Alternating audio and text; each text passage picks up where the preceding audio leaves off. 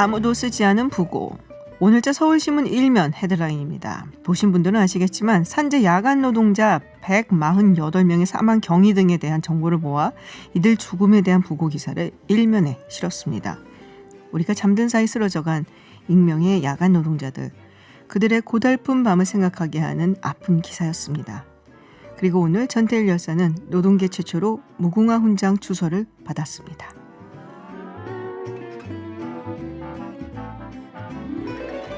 최근 택배기사 과로사가 잇따르면서 정부가 칼을 빼들었습니다. 주 5일 근무에 산재보험까지 적용하는 방안을 추진하기로 했는데요. 최근 택배 회사들이 택배 분류 작업 인력 확보를 하겠다 밝히기도 했었죠. 현장 반응은 어떨지 잠시 후 들어보겠습니다. 11월 12일 김지윤의 이브닝쇼 시작합니다. 서울타임즈 시간입니다. 오마이뉴스 박정호 기자 그리고 경향신문 박순봉 기자와 함께합니다. 어서 오세요. 안녕하십니까? 안녕하세요. 네, 유튜브 TBS FM으로 들어오시면 보이는 라디오로도 함께하실 수 있습니다. 자, 어제 우리가 문재인 대통령이 바이든 당선인과 전화 통화를 할 것을 조율 중이다라고 얘기했었는데 오늘 아침에 통화를 했다는 얘기가 있습니다. 네, 문 대통령이 오늘 오전 9시부터 14분 동안 통화를 했습니다. 그 통화 내용 일부를 청와대가 공개를 했는데요. 이 강민석 대변인이 브리핑을 했습니다.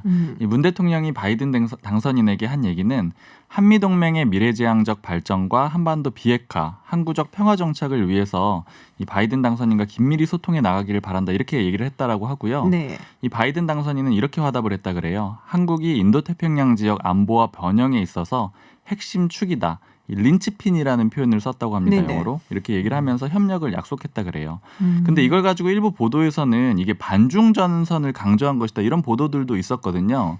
그러니까 이 인도 태평양을 강조했기 때문에 좀 반중 그런 것들을 네. 나타낸 게 아니냐 이런 얘기들이 있었는데 그런데 이제 그런 보도 때문에 이후에 청와대에서 다시 입장문을 냈어요. 그래서 이게 그냥 지리적으로 인도 태평양을 표현한 것이지 인도 태평양 전략과는 무관하다 이렇게 밝혔습니다. 그리고 특히 이 반중 전선을 강조했다라는 보도는 사실이 아니고 바이든 당선인은 전혀 중국과 관련한 발언을 하지 않았다라고 그렇게 밝히기도 했습니다. 그리고 또 바이든 당선인은 이 한국의 코로나19 대응에 대해서도 높게 평가를 했어요. 이 한국과 미국에서 같은 날 코로나 확진자가 발생을 했는데 이 한국이 매우 훌륭하게 잘 대응해서 경의를 표한다.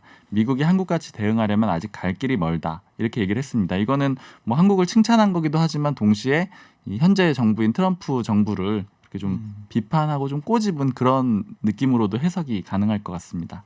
반중 이야기는 안 했겠죠. 전화해서 그러니까 잘 건 처음에 뭐 없는데. 상견례하는 자리니까. 네, 인도태평양 안보 번영 이것에 이제 한국이 핵심축이 되어달라는 얘기는 사실 인도태평양 전략이 트럼프 행정부의 전략이긴 하지만 이미 오바마 행정부 때 나왔던 거예요. 그래서 반중 전략까지 막 밀어붙이면서 얘기는 안 했지만 의미심장은 하다 정도로 저는 느껴지기는 합니다. 그리고 이제 문재인 대통령이 앞서서 스가 일본 총리가 30분 먼저 바이든 당선인과 정상 통화를 했는데요. 네. 뭐 이걸 지적하는 일부 언론 보도가 있었어요. 그래서 청와대가 오전 9시라는 통화 시각은 우리가 정했다 이런 설명을 내놨습니다. 그러니까 바이든 당선인 측이 한일 정상과 통화할 순서를 정했다는 게 아니라 오히려 우리 입장에 반영된 거다. 뭐 이런 설명도 있었습니다. 그 이제 순서가 어느 거에 따라서 누가 어디다 우선순위를 두느냐 이 얘기를 하는 것 같네요. 네. 네. 자, 그리고 반기문 전 유엔 사무총장이 이 국민의힘의 박진 의원이죠. 이 박진 의원이 또 조 바이든 당선인하고 뭐 예전에 만났었다, 독대를 네. 했었다는 얘기가 있는데 이 포럼에 참석을 했어요. 박진 의원이 주최한 포럼에. 그래서 네. 바이든 정부의 비핵화 그리고 북핵 문제 이야기를 했다라는 그렇습니다. 얘기가 있어요. 이게 국회 글로벌 안보 포럼이란 네. 이 포럼인데요. 기조연설을 통해서 반 전 촌장은 바이든 미국 대통령 당선인은 절차를 중시한다. 그러니까 이게 그동안 트럼프 대통령에 봐왔던 탑다운 방식이 아니라는 거죠. 이게 바트먼 방식의 외교적 실효성에 입각해서 비핵화가 추진될 거다라고 예상을 했고요. 바이든 정부에서는 비핵화와 연동되지 않은 종전선언이나 한미 군사훈련 중단 정책은 미국의 반대에 부딪힐 가능성이 있다. 그러니까 먼저 비핵화 연동을 시키든 네. 비핵화 먼저 돼야 된다는 그런 입장으로 반 전 총장은 미국의 그 전략을 좀 보고 있었고요. 또 바이든 행정부와 북의 비핵화에 대한 분명한 개념을 확립하고 공유해야 된다. 그래야지 뭐 우리가 정한 어떤 기준이나 이런 게 바이든 당선인 쪽, 미국 쪽에서는 안 맞는 그런 게 있을 수 있지 않습니까? 그런 것들 조정해야 된다. 이런 취지 얘기를 했고 이 분명한 개념을 확립하고 공유해서 우리가 중재자가 아니라 당사자가 돼야 된다. 이런 주문을 했습니다. 그리고 이런 얘기도 했어요. 김정은 위원장과의 관계를 러브레터로 희화하는 식으로는 안 할 것이다. 그러니까 트럼프 대통령이 뭐 러브레터 뭐 주고받고 뭐 그 내용 얘기하고 관계 좋다, 신뢰 관계가 있다, 친구다 이런 얘기를 했었는데 그런 식으로는 바이든 당선이 안 할 거라는 겁니다. 그러니까 이게 근데 미국의 전반적인 기조긴 해요. 비핵화가 진행되지 않으면은 북한하고의 어떤 뭐랄까요, 정상회담 이거를 물론 이제 트럼프 대통령이 밀어붙여서 하긴 했지만은 별로 좋게 보지는 않았었고 바이든도 예전에 그런 말 했었거든요. 사진 찍으려고 만나는 거 그런 거 안 한다 이런 얘기도 했었고. 워낙에 본인이 또 외교 분야에 있어서는 뭐 전문가 수준이니까 네. 아마도 뭔가 성과를 내고 싶어 하긴 하겠지만은 그 트럼프 대통령식의 그런 방식은 뭐 취하지 않을 거다. 이거는 사실 뭐 다 알려진 다 아는 내용이기도 하죠. 근데 몇 년 동안 좀 길들여져 있어가지고 익숙해져가지고 사진 뭐 편지 이런 거 친서 교환 뭐 이런 거 안 할 것 같고 북미 정상이 만나는 이런 게 좀 익숙한데 맞아요. 만나기 쉽지 않아 보입니다. 이번에. 그리고 이 바이든 대통령이 그런 게 있어요. 이게 뭐 특히 그런 거랑 연관이 된다라고 보기는 어렵지만 일단은 그 정치 제도 기구 시스템에 대한 굉장한 존중이 있어요. 그래서 그걸 굉장히 좋아하고 절차에 따라가는 걸 좋아하고 또 혹자는 그런 말도 해요.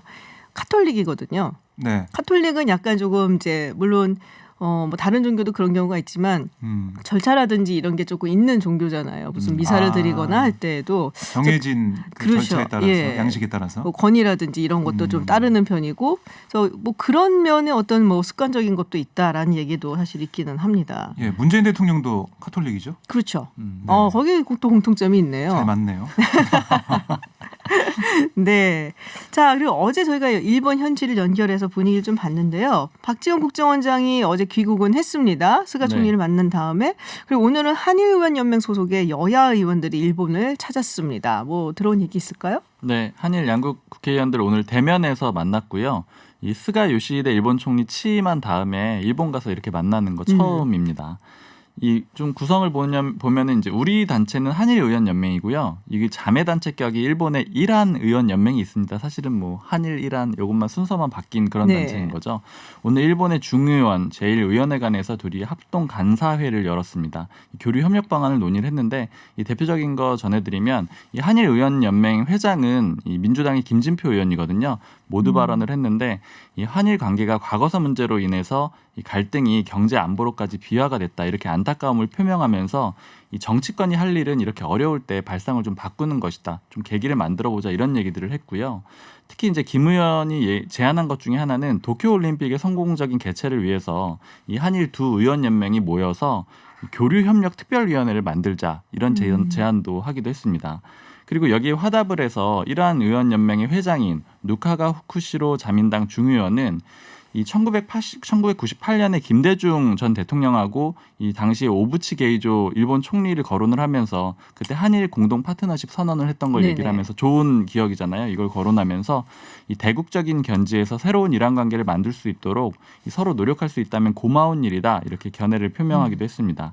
그리고 또 이란 관계가 최근 수년의 움직임에서 탈피하지 못하면 즉 이렇게 안 좋았던 경색 국면에서 벗어나지 못하면 우리만 한국과 일본만 뒤처지고 리더십을 발휘하지 못할 수도 있다. 이렇게 얘기를 해서 좀 좋은 관계를 만들려고 하는 의지도 보여줬습니다. 그렇군요. 뭐 중국이 있기 때문에 사실은 미국 입장에서는 한국하고 일본하고 사이가 좀 좋아지기를 당연히 바랄 수밖에 없고 이러다 보면 또 일본도 사실은 뭐 어쨌든 간에 싫든 좋든 손을 잡아야 되는 파트너라고 생각을 하는 경향이 좀 있죠. 그리고 오늘 일본 아사히 신문 보도가 있었는데요. 서훈 국가안보실장이 한 17일쯤에서 일본을 방문할 것이다라는 얘기 보도가 있었어요.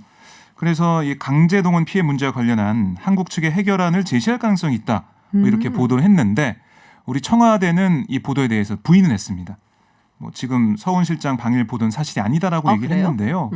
글쎄요, 뭐 이게 일본 측의 소스가 맞는지 뭐가 맞는지 모르겠지만은 어쨌든 한일 관계가 좀 달라지는 그런 모습. 스가 총리 취임 이후에 그리고 바이든 당선인이 이제 미국 대통령이 되는 상황에서 좀 달라지는 모습 그게 좀 느껴지는 것 같아요. 그렇군요. 자, 국내 이야기로 좀 돌아오겠습니다. 공수처장 이 후보들에 대해서 검증하는 회의가 내일 열린다고요? 네, 내일 10시에 예정이 되어 있습니다. 네. 오늘 공수처장 후보 추천위원회 실무지원단이 예비 후보 10명의 신상 자료 취업을 마치고 오후에 추천위원들에게 전달을 했는데요. 신상 자료나 여러 가지 청문회에 준하는 자료들이 있었다고 전해지고 있고요. 내일 오전 10시부터 회의를 열고 이 자료를 바탕으로 추천위원들이 검증 작업을 벌입니다. 그러니까 내일 검증 방식이나 기준 같은 규칙부터 먼저 정해야 되거든요. 이거부터 시작해서 거기부터 난관이 예상돼. 거기부터 좀 걸릴 것 같긴 한데 네. 그러니까 끝장 토론을 해서든 마라톤 회의를 해서든 2명을 추리자는 게 네. 지금 민주당 쪽의 얘기예요. 그래야 이제 시간 타임 테이블이 맞다는 건데 말씀하신 것처럼 쉽지 않아 보이고요. 그리고 뭐 정치적 중립성과 능력, 중량감 등을 두고 추천위원 간 이견을 좁히는 과정이 진행이 될 텐데 이게 뭐 여당 추천위원과 야당 추천위원 이 보도된 걸 보면 그다음에 성향을 보면 합의하기 쉽지 않다. 그래서 그러게요. 변협이나 법무부에서 추천한 대법원에서 추천한 그런 인사들이 부각이 되는 게 아니냐는 얘기가 나오고 아하. 있는데 모르겠어요. 지금 봐도 뭐 판사 4명, 판사 출신 4명에 검사 출신 6명인데 판사 출신으로 가야 된다는 뭐 민주당의 주장도 계속 나오고 있고 아니다. 수사 잘하려면 검사 출신이어야 된다. 이런 국민의힘 주장이 계속 맞서고 있어가지고요. 내일 정말 끝장 토론을 한다면 마라톤 회의가 될 것 같습니다. 네. 근데 이 김경수 변호사 이분은 야당 측에서 추천한 인물인데요. 예. 네, 최종 후보에 오를 가능성이 크다라는 얘기가 뭐 나오고 있다는데 왜 그런 거예요? 그러니까 이게 일종의 이제 여야 간의 수싸움이 계속되고 있는 그런 상황인데 조금 앞에부터 정리를 해드리면은 이제 공수처 이 관련돼서 법을 완전히 개정해서 야당을 배제하려고 하니까 긴급하게 추천을 한 거잖아요. 그쵸. 그렇게 추천한 이 위원이 3명입니다. 아니, 후보가 3명입니다. 그런데 이제 이렇게 추천을 해놓고 시간을 끌려고 한단 말이에요. 야당에서는. 이제 어차피 이 후보들은 안 해줄 거라고 보고 다른 후보들이 나왔을 경우에는 다 이제 야당의 비토권을 활용해서 절차를 맞춰서 이 항의를 하겠다. 즉 시간을 끌겠다 이런 입장인데 그러면 이걸 또 법을 개정해가지고 밀어붙이기가 민주당은 부담스러운 거예요. 그쵸. 그러니까 어떤 방법을 쓰냐면 야당이 추천한 후보 1명을 끼워 넣는 겁니다. 근데 이제 특히 이 김경수 변호사가 이력이 좀 독특한 게 저희도 처음에 추천을 했을 때 이게 맞게 추천을 한 것이냐 막 동명이인이 아니냐 이렇게 물어봤던 네네. 게 이 김경수 경남지사의 1심을 변호했던 그렇죠. 인물이에요. 네. 그러니까 뭐 야당에서 추천을 했지만 글쎄요 뭐 그것만 가지고 성향을 분류할 수는 없지만 어쨌든 여권에서 크게 뭐 벗어난다 완전히 반여권 인사다 이렇게 보기는 또 어려울 수밖에 없죠. 그러니까 이 인물을 내세워서 여당이 2명의 추천하는 안을 내게 되면 야당 입장에서는 또 굉장히 곤란해지겠죠. 자기들이 추천한 사람인데 못하겠다. 비토권을 쓰기가 어려워지는 겁니다. 이렇게 수싸움이 벌어지고 있는데 아하. 그런데 이제 아마 야당에서는 이런 상황이 오더라도 이 나머지 1명을 철저하게 인사검증을 해야 된다. 즉 인사검증을 가지고 조금 더 지원작전을 펼치지 않을까 그렇게 예상을 하고 있어요. 아, 수싸움이네. 네. 참 글쎄요 뭐 그런 거 공부하는 사람들이 있거든요. 네. 그런 면에서 봤을 때는 이제 좀 흥미로운 상황이긴 한데 자 그리고 석동현 변호사 이분도 야당이 추천을 한 네. 분인데 그렇습니다. 이재명 지사하고 SNS를 통해 설전이 있었다라는 그러니까 말이 있습니다. 어제 이재명 지사가 자신의 페이스북에 이렇게 썼어요. 석동현 변호사에 대해 야당 추천을 수락하면서도 자신의 SNS에 공수처는 태어나선 안 될 괴물이라는 입장을 쓸 만큼 정말 잘 알려진 공수처 반대론자다. 국민을 조롱하는 게 아니고서야 어찌 이런 인물을 후보로 내세운단 말이냐 이렇게 비판을 했습니다. 또 이 지사는 석 변호사는 지난해 정광훈 목사 등이 참석한 집회에서 정부의 일본 수출 규제를 비난하며 나라와 국민에게 반역하는 행위만 아니라면 저는 친일파가 되겠다. 이런 망언을 서슴지 않았다는 지적도 했어요.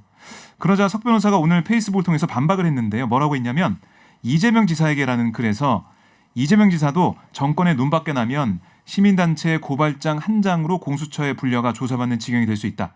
그래서 공수처가 괴물이 될 수도 있다고 한 것이다. 이렇게 설명을 했고요. 또 이 지사가 저를 친일파 공수처장 후보라고 했는데 공수처장이 되고 안 되고 간에 닥치고 친일이 아니다. 우리나라 안보와 국민들의 이익에 도움이 되는 한도 안에서 일본과 협력할 부분을 협력하며 잘 지내야 한다는 것이다. 또 이렇게 반박을 했습니다. 네. 자 그리고 김종인 위원장이 윤석열 검찰총장 이제 최근 여론조사 1위한 게 계속 화제가 되고 있는데, 네 어제였죠. 네 그것과 관련해서 뭐 야당 정치인이 아닌데 뭐 이런 얘기를 했다고요. 네. 이 정부 여당 사람이다. 윤 총장의 지지도가 높다고 해서 야당 정치인이라고 볼 수 없다. 이렇게 얘기를 했거든요. 근데 이게 사실은 그 여론조사를 보면은 야권 후보로 돼 있긴 해요. 그 여론조사 그쵸. 자체가. 근데 이제 굳이 그럼에도 김종인 위원장이 이렇게 얘기를 한 게 뭘까 좀 물어봤어요. 그 측근들한테 물어봤더니 이제 다양한 해석들이 있는데 일단 한 가지는 이 김종인 위원장이 봤을 때는 지금 국민의힘은 일종의 파산한 정당이라는 거예요. 자신은 법정관리인으로 왔고 오늘 좀 비유를 하나 들었는데 그러니까 지금 상태에서 국민의힘의 타이틀을 달게 되면은 어떤 후보가 오더라도 이기가 어렵다라고 판단을 하고 있다라는 겁니다. 그래서 이제 처음에 나왔던 뭐 시민 후보라든가 이런 식의 방안을 검토하고 있는 거고 특히 이런 상황에서 윤석열 총장이랑 선을 딱 긋는 거는 윤석열 총장이 야당 즉 국민의힘 소속은 아니지만 후보로 인식이 되는 순간 그 지지율을 좀 뺏길 거라고 인식한다라는 그런 해석들이 있더라고요.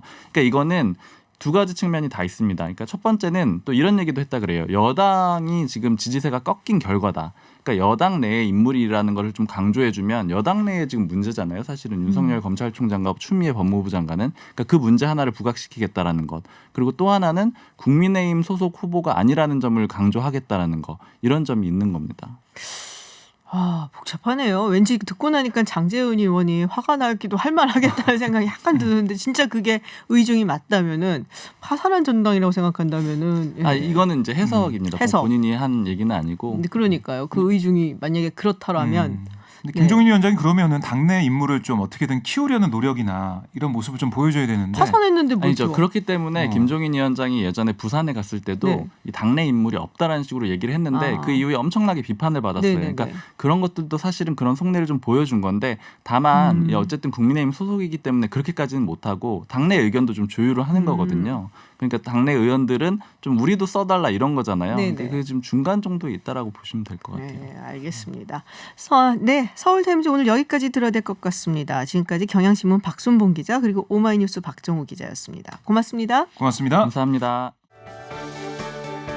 정부가 오늘 택배 노동자들의 열악한 근무 환경을 개선하기 위한 대책안을 발표했습니다. 자, 과연 택배 노동자들은 정부의 대책안 어떻게 보고 있는지 전국 택배연대 노조의 김세규 교육선정국장 연결해서 이야기 들어보겠습니다. 국장님 안녕하세요. 네, 안녕하세요.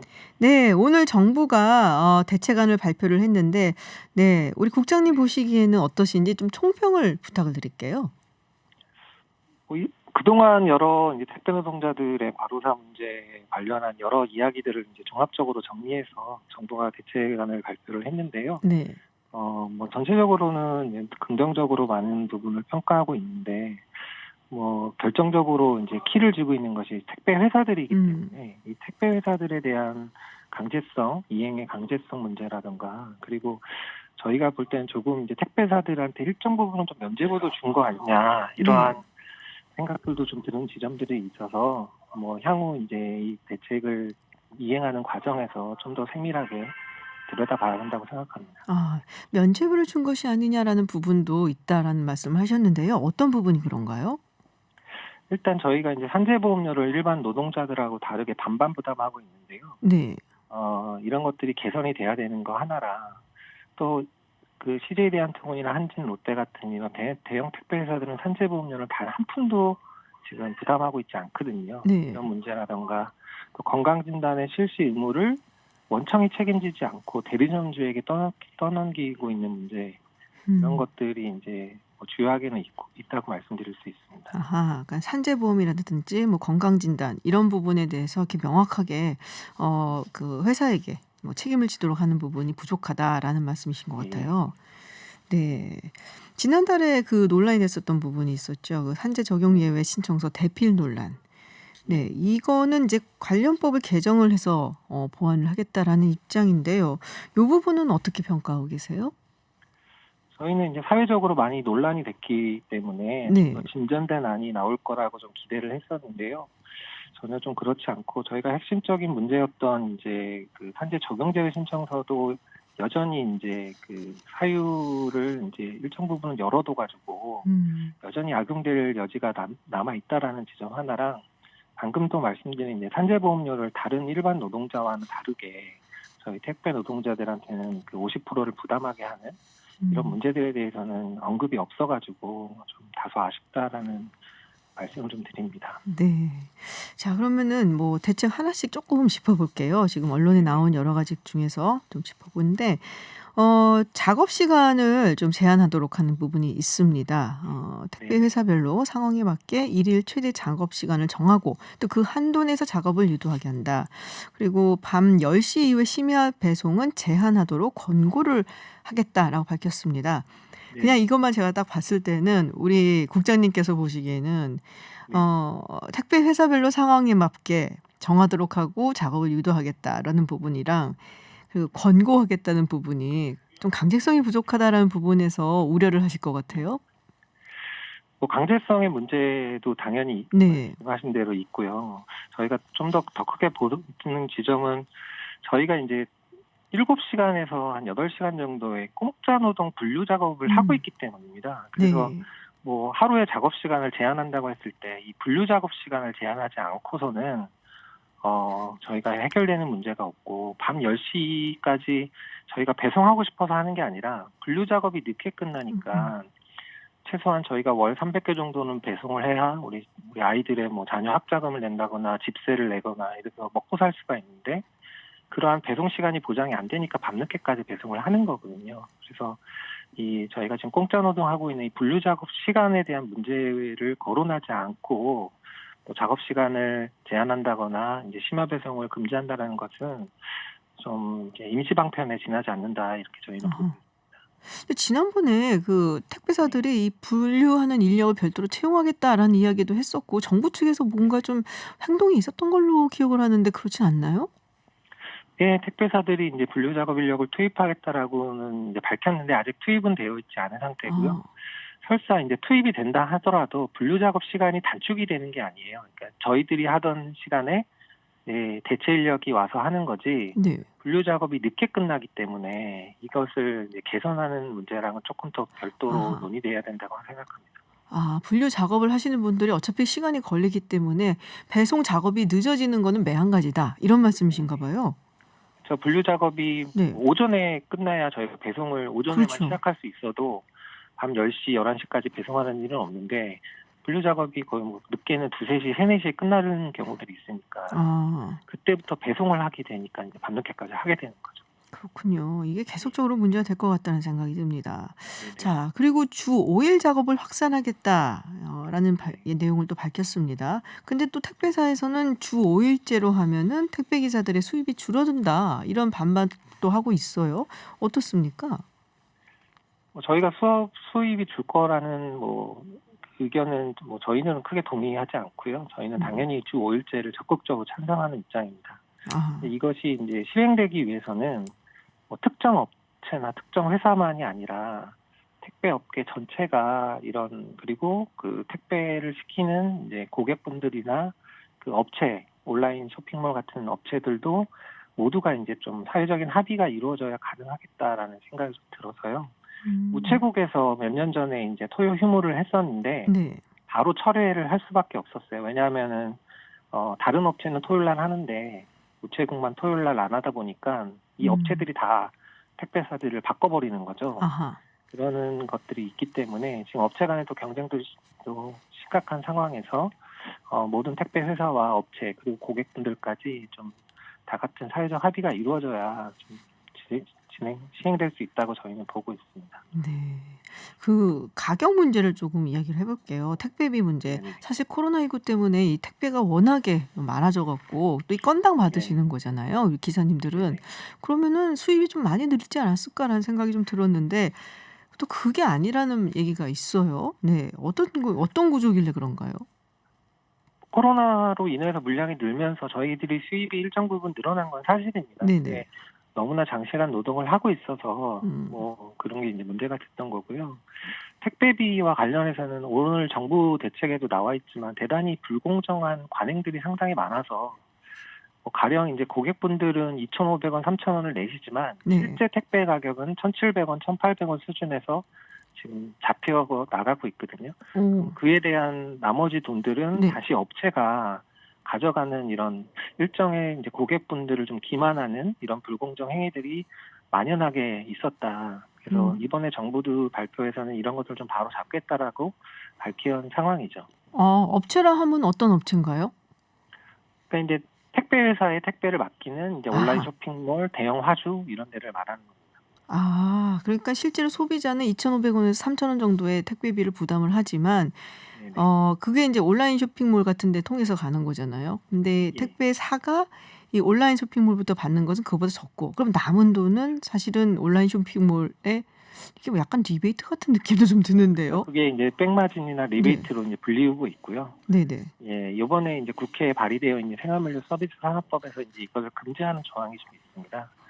그 법이 통과가 되면 정부도 이제 그거를 염두에 두고 이번에 택배 가격을 구조를 개선하겠다 이렇게 발표를 한 거죠. 아하, 그렇군요. 지금 뭐 또 청취자분들께서 문자 보내주셨어요. 깨구락지님께서 서울 중구에서 택배 기사로 일하고 계시다고 합니다. 네, 11월부터는 이 회사 측에서 분류 도우미가 이제 지원이 돼서 11시에 출근하고 계시다고요. 아유, 다행입니다. 네, 그리고 택배 기사란 직업도 힘들지만 또 택배 기사보다 더 힘들고 열악한 환경에서 일하는 분들도 많고 그러니까 더 낮은 곳으로 많은 관심과 배려 부탁드리는 말씀 주셨고요. 또 많은 분들께 감사드린다는 말씀 주셨네요. 국장님 이런 문자 보시면은 뿌듯하시겠어요. 뭐 한편으로는 뿌듯하기도 하고 네. 또 아직까지 개선해야 될 부분들이 많이 있기 때문에 그리고 말씀하신 것처럼 저희 택배 노동자뿐만 아니라 전국에 또 다른 직종에 계시는 특수고용 노동자들이 많이 있기 때문에 뭐 다 같이 바뀌어야 된다고 생각하고 있습니다. 네. 마지막으로 이제 앞으로 남은 이제 뭐 어떻게 보면 이제 시작한 거잖아요. 앞으로 또 남은 과제 어떤 게 있을지 좀 부탁드릴게요. 그러니까 이번 정부 대책이 이제 종합적으로 발표가 됐는데 결국에는 택배사들과 그다음에 저희가 그리고 정부가 이 대책이 좀 온전하게 실현되고 또 택배 현장에 맞게 시행될 수 있도록 하는 지속적인 협의가 이루어져야 된다고 생각하고 있고요. 그래서 이번 정부 발표에도 포함이 되어 있지만 협의체를 만들어서 좀 지속적인 논의를 좀 진행했으면 하는 바람이 크고요. 반드시 이 자리에 택배 회사들이 참가를 해서 책임 있는 모습을 보여야 한다고 생각하고 있습니다. 그리고 워낙 많은 문제들, 오늘 발표 내용도 상당히 길었는데 그만큼의 정말 많은 문제들이 지금 택배 현장에 있기 때문에 이런 것들을 하나하나 법과 제도로 정비해 나가는 과정들이 동반되어야 된다고 생각하고 당면에서 이제 생활물류 서비스 산업법이라는 이제 법이 국회에 발의되어 있는데요. 이게 꼭 연내에 처리가 돼서 조금이나마 좀 개선될 수 있었으면 좋겠습니다. 네, 알겠습니다. 네, 지금까지 김세규 전국택배연대 노조 교육선정국장과 이야기 나눴고요. 우리 국장님을 비롯한 많은 택배 기사님들, 오늘도 감사드립니다. 오늘 말씀 고맙습니다. 네, 감사합니다. 네, 인터넷을 달군 화제 뉴스 알아보는 시간이죠. 클릭 한 뉴스. 네, 이브닝쇼에 또 공식 미남이 안 해주셔도 돼요. 네, 열악합니다. 네, 우리가 전민기 팀장과 함께합니다. 어서 오세요. 네, 반갑습니다. 전민기입니다. 네, 유튜브 TBS FM으로 들어오시면 보이는 라디오로도 함께하실 수 있습니다. 네, 첫 소식은 마스크 과태료입니다. 이제 내일부터인가요? 그렇습니다. 정부에서 이렇게 뭐 정한 다중이용 시설 이런 데서 마스크를 쓰지 않으면 과태료를 물어야 되는? 맞아요. 지난달 13일에 원래 이제 감염 예방법이 시행이 됐어요. 다중이용 시설에서 마스크를 꼭 써야 되는 건데 한 달간 계도 기간을 줬거든요. 그래서 내일부터는 이제 쓰지 않으면 10만 원의 과태료가 이제 부과가 됩니다. 그리고 그 시설 관리자 같은 경우는 1차 위반 시 150만 원, 그리고 2차 위반이면 300만 원의 과태료를 받게 되거든요. 부과가 돼요. 그러니까 아마 그 업장 계시는 분들도 이거 잘 살피셔야 될 것 같아요. 그래서 이게 마스크를 착용하는 것뿐만 아니라 또 잘 써야 되거든요. 턱스크 하면 안 되는 거? 네, 그리고 뭐 면 마스크라든지 뭐 이런 것들도 잘 확인을 하셔야 되고요. 그래서 코로나19 전파를 지금 마스크를 안 쓰면 제대로 막지 못할 거라는 방역 당국의 어떤 판단 하에 이제 과태료를 부과하기로 한 겁니다. 그럼 어디에서 꼭 써야 되는 건가요? 이게 보니까요. 일단은 그 전파 위험이 큰 다중 이용 시설인데 9개 중점 관리 시설하고 14개 일반 관리 시설로 나누더라고요. 그래서 중점 관리 시설 같은 거는 뭐 클럽, 룸사롱 같은 유흥주점하고 뭐 단란주점, 콜라텍, 헌팅포차 이렇게 5개. 그다음에 뭐 유흥시설, 노래 연습장, 뭐 방문 판매, 그다음에 150제곱미터 이상 식당, 카페 이런 곳들이고 일반 관리 시설은 PC방, 결혼식장, 장례식장 그냥 상식적으로 생각하실 때 사람이 좀 많이 모인다 싶은 곳들은 사람들 좀 많이 모이는 폐쇄적인 공간. 맞아요. 그래서 입장하실 때 아마 거기 이제 붙을 거예요. 안내문이. 그렇기 때문에 독서실, 카페, 뭐 마트, 백화점 굉장히 많습니다. 그런 곳들 확인을 하셔야 되고요. 그다음에 이제 각 지방자치단체에서 추가로 마스크 착용 장소를 또 지정할 수 있기 때문에 서울시 같은 경우는 실내외 대부분 공간에서 이제 네. 마스크를 쓰셔야 될 거예요. 아, 그럼 지방자치단체별로 지정을 하니까 이것도 좀 꼼꼼히 알아봐야겠네요. 그렇습니다. 아, 그리고 어떤 상황에서 써야 되나요? 일단 턱스크 안 돼요. 네. 그리고 이제 공원 산책, 자전거 타기, 등산, 실외 활동할 때는 다른 사람과 2m 이상 거리 두기가 가능하면 네. 마스크를 쓰지 않아도 되고요. 이게 좀 기준이 좀 애매하긴 애매하네요. 하더라고요. 음식 다가오면 섭취할 이렇게 써야 되는 그렇죠. 음식 섭취할 때는 마스크 의무 착용 예외 대상이고 담배도 기호식품으로 분류되기 때문에 흡연은 음식 섭취에 해당해서 흡연할 때만 잠시 내릴 수가 있고요. 음식이나 음료 먹고 마실 때 제외하면은 뭐 마스크를 써야 된다 생각하시면 되고 목욕이나 샤워, 세면 양치 같은 개인 위생 활동할 때는 마스크 쓰지 않아도 되기 때문에 수영장, 목욕탕, 사우나는 물속이나 탕 안에서만 벗을 수 있고 나오면 쓰셔야 돼요. 이게 좀 쉽진 않은 일이긴 합니다. 그러네요. 탈의실 같은 데서는 꼭 쓰셔야 되고 그다음에 결혼식장은 지금이랑 비슷한데 이제 신랑 신부 빼놓고는 다 쓰셔야 되고 아하. 그 외의 것들은 좀 확인을 해보시기 바랍니다. 네, 알겠습니다. 자, 두 번째 소식은 산업부가 소가리를 하고 있다는 얘기인데요. 뭔가요? 이게 뭐냐면요. 그 산업부하고 행정안전부가 네.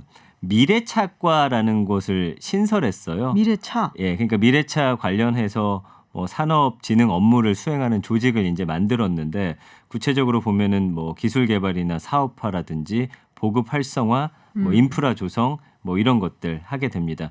근데 이제 문제는 뭐냐면 이 산업부가 미래차과 과장으로 민간 경력자를 채용하기로 하고 개방형 직위 지원 서류를 받는데 네. 이게 민간 전문가 선발이 사실상 어려울 거라는 이런 왜요? 시각이 많더라고. 왜냐하면 일단 이 산업부가 원하는 경력이 풍부한 민간 출신 전문가를 뽑기에는 지금 처우가 사실은 굉장히 열악하더라고요. 아. 그러니까 파격적인 대우하지 않는다면 적합한 인재 뽑기 어려울 것으로 지금 관측이 돼요. 비슷한 직위의 지자체 채용 사례를 보니까 미래차과 과장이 받게 될 연봉이 세전 9천만 원 정도가 되는데 연봉이 사실 뭐 일반 입장에서는 그렇게 작은 건 아니지만 네네. 수소 전기차 산업이 급성장하면서 민간 기업들이 이런 전문가 보통 연봉 수억 원을 주더라고요. 아하. 그러니까 과연 이 돈을 받고 누가 올 것이냐 이런 좀 문제가 생기는 거거든요. 그래서 전문가들은 개방형 직위 의무 비율을 폐지하는 대신에 특별한 인재는 좀 고액 연봉 줘서 큰일 맡길 수 있도록 제도를 개편해야 된다. 이런 지금 주장을 하고 있습니다. 그게 다예요. 근데 뽑기 어려운 이유가? 여기다가 이 전문가 뽑기 어려운 구조가 뭐냐면 교수나 국책연구기관 연구원은 3년 정도 개방형 직위로 근무하더라도 원래 직장으로 돌아갈 수가 있는데 네네. 이 민간 인사는 이 계약 기간이 끝나면 다시 구직을 해야 되기 때문에 연봉도 적은 데다 그 있던 직접 포기하고 오기는 힘들겠는데요? 그렇죠. 그리고 나중에 이거 계약 끝나서 어떻게 될지도 그렇죠. 모르는 상황을 굳이 갈 것이냐. 그렇기 때문에 관련제도 좀 개편해야 된다는 목소리가 지금 높게 나오는 거고요. 그래서 개방형 직위 의무 비율을 줄여서 면피성 인사할 필요가 없도록 하고 대신 최고 수준의 전문가한테 좀 파격적인 대우를 해줘야 된다. 이런 목소리가 네. 나오고 있는 겁니다. 자, 세 번째 소식은 유튜브예요. 네. 유튜브 저도 아침에 안 되더라고요. 이제 그쵸. 뭐 1시간 반 정도 먹통이 됐는데 지금 우리 청취자분들께서 유튜브로 보시는 분들이 문자 계속 오고 있어요. 네, 네. 지완킴님께서 오늘 유튜브 상태 별로라고 버퍼링이 두 번이나 났다. 네. 손진수님도 오늘 왜 이런지 모르겠다 하시고요. 에릭님도 한국에서 렉이 걸리면 이거 다 말 다 한 거 아니냐라는 그래서 말씀하세요. 오늘 오전 9시 50분부터 10시 30분까지 유튜브 접속하면은 화면 안 나오고 뭐 맞아요. 검게 나오던지 뭐 네네네. 로딩 중 표시하는 화면만 계속 떴거든요. 서버에 문제가 생겼다면서 이제 안내 문구를 띄우긴 했는데 이렇게 유튜브가 오랫동안 안 된 거는 이번이 처음입니다. 우리나라에서. 특히나 이제 우리나라 같은 경우는 인구의 83% 달하는 사람들이 이제 이용을 하고 있기 때문에 네. 많은 사람들이 굉장히 당황해가지고 그 SNS에도 막 글 올리고 그다음에 포털 사이트에도 막 검색어 순위에도 계속 올라가고 그랬었어요. 그러니까 제가 어떤 얘기를 봤냐면은 네. 유튜브에 이렇게 우리가 매달리고 살았다니 지금이라도 구글의 주식을 사야겠어요라는 얘기까지 들었었거든요. 그러게요. 이거 안 돼서 막 답답하다는 분들 상당히 많았어요. 그러니까요. 네. 그래서 뭐 반응들이 좀 어땠나요? 반응들 보니까 뭐 트위터 같은데 이거 유튜브 장애 호소하는 이용자들의 메시지 굉장히 많이 올라왔고요. 유튜브가 안 되다니 이건 인터넷 세계 붕괴다. 아하. 롤 서버 점검보다 더 화나는 거 보니까 유튜브가 일상생활 침투를 잘했다. 그리고 유튜브 프리미엄이 안 된 시간만큼 환불해라. 여기는 유료 서비스이기 때문에 그렇죠. 맞아. 이런 반응들이 나오고 있더라고요. 참 이거 보면서 우리나라 진짜 유튜브 많이 하는구나 또 느꼈습니다. 구글 주식은 이미 늦지 않았냐라는 얘기도 사실은 그쵸? 댓글에 있긴 했습니다. 근데 네. 워낙 많이 써요. 우리나라 보니까 네. 이 유튜브 앱 1인당 월 평균 사용 시간이 29.5시간이더라고요. 이게 이제 카카오톡의 한 2.5배나 되는 거기 때문에 그래요. 우리 국민이 가장 많이 사용하는 서비스다 이렇게 보시면 될 것 같아요.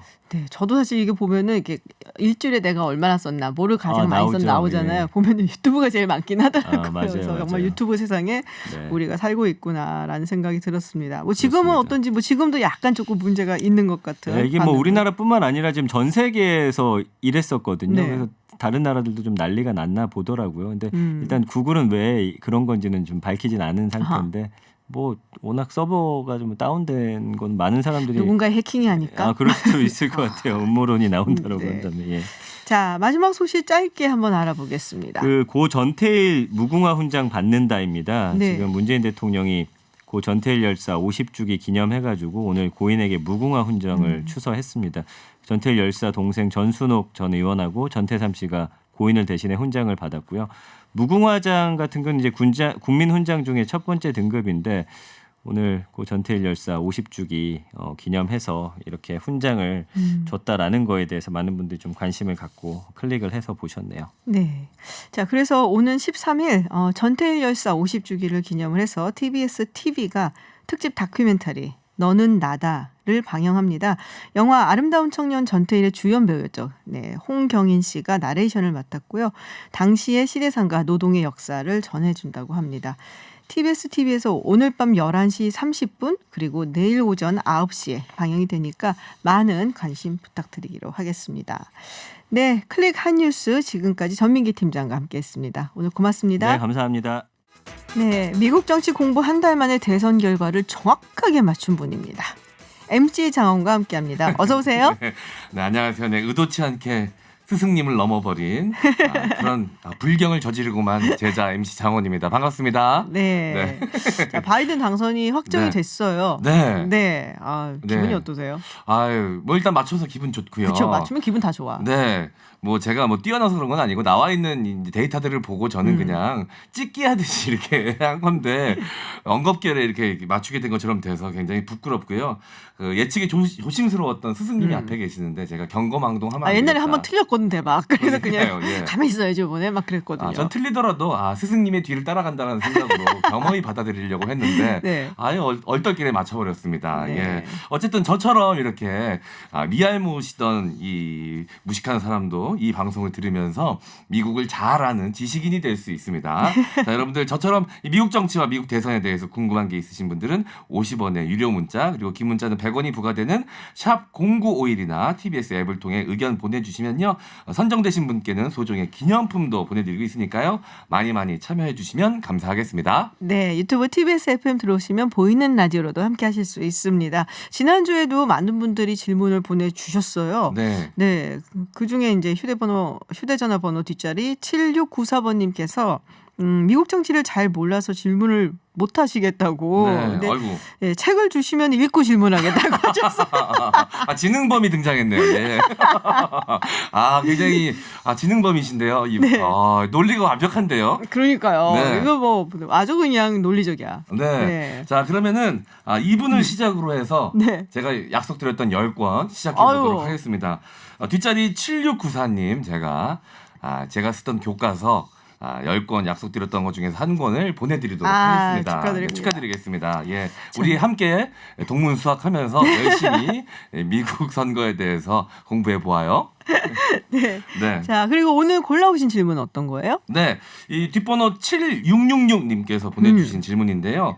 대통령 인수위는 몇 명이 참여하고 얼마 동안 오. 진행이 되나요? 라고 질문을 주셨습니다. 실제로 이 바이든 당선인의 인수위도 어느 정도 지금 윤곽이 나오고 있는 상태지 네네. 않겠습니까? 오늘 조간신문 보니까 이 한국계 북한 전문가 이 정박이라는 여성분이 인수위에 네네. 합류할 예정이라고 이제 기사도 나오던데 저도 좀 궁금하거든요. 실제로 이 미 대선 당선인의 인수위 규모가 어느 정도 되나요? 뭐 인턴이나 이런 분들과 다 합치면은 그 대중은 없어요. 뭐 사실은 후보 마음인데 네. 한 500~600명 될 거예요. 어마어마하죠. 인수위만 500~600명이요? 네, 근데 그것도 이제 캠프에서 추린 숫자거든요. 네네. 캠프에 있던 사람들이 전부 다 인수위에 들어가는 건 아니니까 캠프는 네네. 뭐 훨씬 더 거대하고 네. 거기서 추려서 한 500~600명 정도 하고 뭐 1월 20일 취임하니까 네. 네, 그 전까지 이제 박차를 가해서 준비를 하겠죠. 어. 그리고 정박이라는 분은 네. 원래 캠프에도 있었고요, 당연히. 아, 네. 그랬군요. 네. 이번에 새롭게 합류하시는 분이 아니군요. 네네. 원래 뭐 소문이었지만은 어쨌든 캠프에도 있었다라고 뭐 들었었고, 네. 그리고 브루킹스라는 네. 그 띵크탱크가 있어요. 워싱턴 D.C.에. 거기서 이제 한국 체어를 맡고 계시는 게 네. 오래전부터 그래서 한국인이시고 또 네. 한국계 미국인이시고 그래서 뭐 북한이라든지 한국 이런 정책 쪽에 워낙에 또 이렇게 전문성을 가지고 있는 아주 훌륭한 여성입니다. 예, 알겠습니다. 이 한국과의 관계에 있어서도 이분이 또 어느 정도 좀 입김을 발휘할 것 같은데. 아무래도 그거를 좀 감안을 해서 네. 넣지 않았을까? 물론 이제 외교팀이 워낙 많다고 들었어요. 네. 근데 그 중에서 어쨌든 골라서 인수위에 합류가 했으니까 그 다음 단계라면은 정부에 네. 들어가는 것이 사실은 이제 우리가 바라는 바일 수도 있고 네. 그렇죠. 잘 모르는 분이지만 좋은 그림 좀 그려주셨으면 좋겠네요. 네. 바라봅니다. 자, 질문 채택되신 7666님께는 소정의 기념품 보내드리도록 하겠습니다. 자, 20년 가까이 미국 정치를 연구한 김지훈 박사님도 어려워하는 미국 대선 결과를 정확하게 맞춘 MC 장원. 부끄럽습니다. 이거 보내는 거죠. 네. 자, MC 장원의 미 대선 ABC 본격적으로 시작해 보도록 하겠습니다. 이 조 바이든이 온갖 역경을 딛고 이번 대선에서 이 승리를 거머쥐지 않았습니까? 그렇죠. 이미 뭐 많은 곳에서 다루긴 했지만 이 박사님이 생각하는 조 바이든 어떤 인물인지 좀 궁금하거든요. 겉으로 보기에 되게 유해 보이잖아요. 네. 전혀 유하지 않은 인물입니다. 그런가요? 아주 터프하고 욕도 잘해요. 그래요? 얼굴만 보면 되게 신사 같은 그렇죠? 느낌이 드는데. 네, 그렇지 않고요. 네. 1942년 11월 20일생이에요. 네. 그러니까 생일도 얼마 안 남았죠. 뭐 네. 최고의 생일 선물을 받은 것 같기도 그렇네요. 한데 원래 출생이 펜실베니아주의 스크랜튼이라는 곳이에요. 네, 간혹가다 이제 델라웨어주 상원의원을 오래 했기 때문에 델라웨어로 잘못 알고 계시는 분들이 계시던데 펜실베니아 출신입니다. 이 스크랜튼이라는 곳이 그 석탄 공업이 굉장히 발달한 곳이에요. 그래서 한때 이제 굉장히 잘 나갔는데 네. 이제 아시다시피 석탄섬이란 게 좀 사양길이고 네. 그래서 좀 많이 좀 뭐 기울었지만 그래도 여전히 펜실베니아에서는 한 5~6번째로 큰 곳인데 네. 아버지를 따라서 어릴 때 그래서 이제 델라웨어로 이주를 왔어요. 좀 네네. 가정 상황이 안 좋아져서 그래서 델라웨어에서 이제 자라고 네. 그리고 72년도에 델라웨어주 상원의원 선거 델라웨어주가 아니라 연방 상원의원 선거에 이제 델라웨어주 네. 대표하는 상원의원으로 선출이 되죠. 네. 근데 이제 굉장히 불행한 가족사를 가진 게 이 얘기는 많이 들으셨을 거예요. 선출되고 네. 그리고 바로 한 달 후, 그러니까 72년 12월 18일 크리스마스 일주일 전입니다. 네네. 부인하고 세 자녀가 네. 크리스마스 쇼핑하러 나갔다가 교통사고로 예. 부인하고 그때 이제 1살 정도 됐었던 딸이 죽어요. 아이고. 그래서 아들 둘은 이제 살아남게 되죠. 그래서 그때 그만두려는 생각 굉장히 많이 했었대요. 네. 야, 이게 선출을 정치를? 했는데. 네. 그러니까 되자마자 지금 부인하고 딸이 죽었으니까 네. 얼마나 괴롭겠어요. 불길한 징조다. 내가 갈 길이 아닌가 보다 이런 생각 했을 수 있죠. 그렇죠. 뭐 다 아무것도 안 하고 싶다. 네. 뭐 이런 생각이 들겠죠. 네. 그랬는데 이제 그 같은 동료 상원 의원이라든지 이런 네. 사람들이 와서 계속 해야 된다 막 이렇게 얘기를 하고 용기를 네. 북돋아주고 그래서 결국 이제 상원 의원이 되고 아마 미국에서 6번째로 최연소 상원 의원으로 제가 알고 있어요. 아주 젊은 나이에 그러니까 30살의 나이에 상원 의원으로 이제 네. 취임을 하게 됩니다. 네. 그리고 무려 36년 동안 네. 상원 의원을 해요. 그리고 6번째 최연소로 시작했는데 대통령은 굉장히 맞아요. 연장자로. 아주 연장자로 됐죠. 네. 근데 그 전에 대통령 선거에 나간 적이 있어요. 네네. 1988년도 대통령 선거에 이제 나갔고, 나갔는데 민주당 경선을 치르다가 네. 이제 87년도에 관두죠. 경선을 이제 하다가 경선을 포기했다고요? 경선을 포기하죠. 정치인이 한 번 나간 선거에서 중도 하차한다는 건 상상할 수 없는 일인데 일단 정치인들은 무조건 안 돼도 못 먹어도 고가 있지 않습니까? 그렇죠. 그런데 왜 경선을 포기했을까요? 그때 이제 무슨 일이 있었냐면은 바이든이 그 토론회에 나와서 이런 말을 해요. 굉장히 심찬 목소리로 왜 조 바이든이 바이든가에서 대학을 가는 첫 번째 사람이 돼야 됩니까? 내 부인 질 바이든이 왜 그녀의 가문에서 네. 대학을 가는 첫 번째 여성이 돼야 되냐? 네. 이 사회적 구조가 잘못된 거 바꿔야 된다. 막 연설을 해요. 네. 멋있잖아요. 네. 근데 그게 사실은 그 전에 네. 영국의 노동당에 네. 닐 키너기라는 노동당 리더가 네. 했었던 연설을 뺏긴 거예요.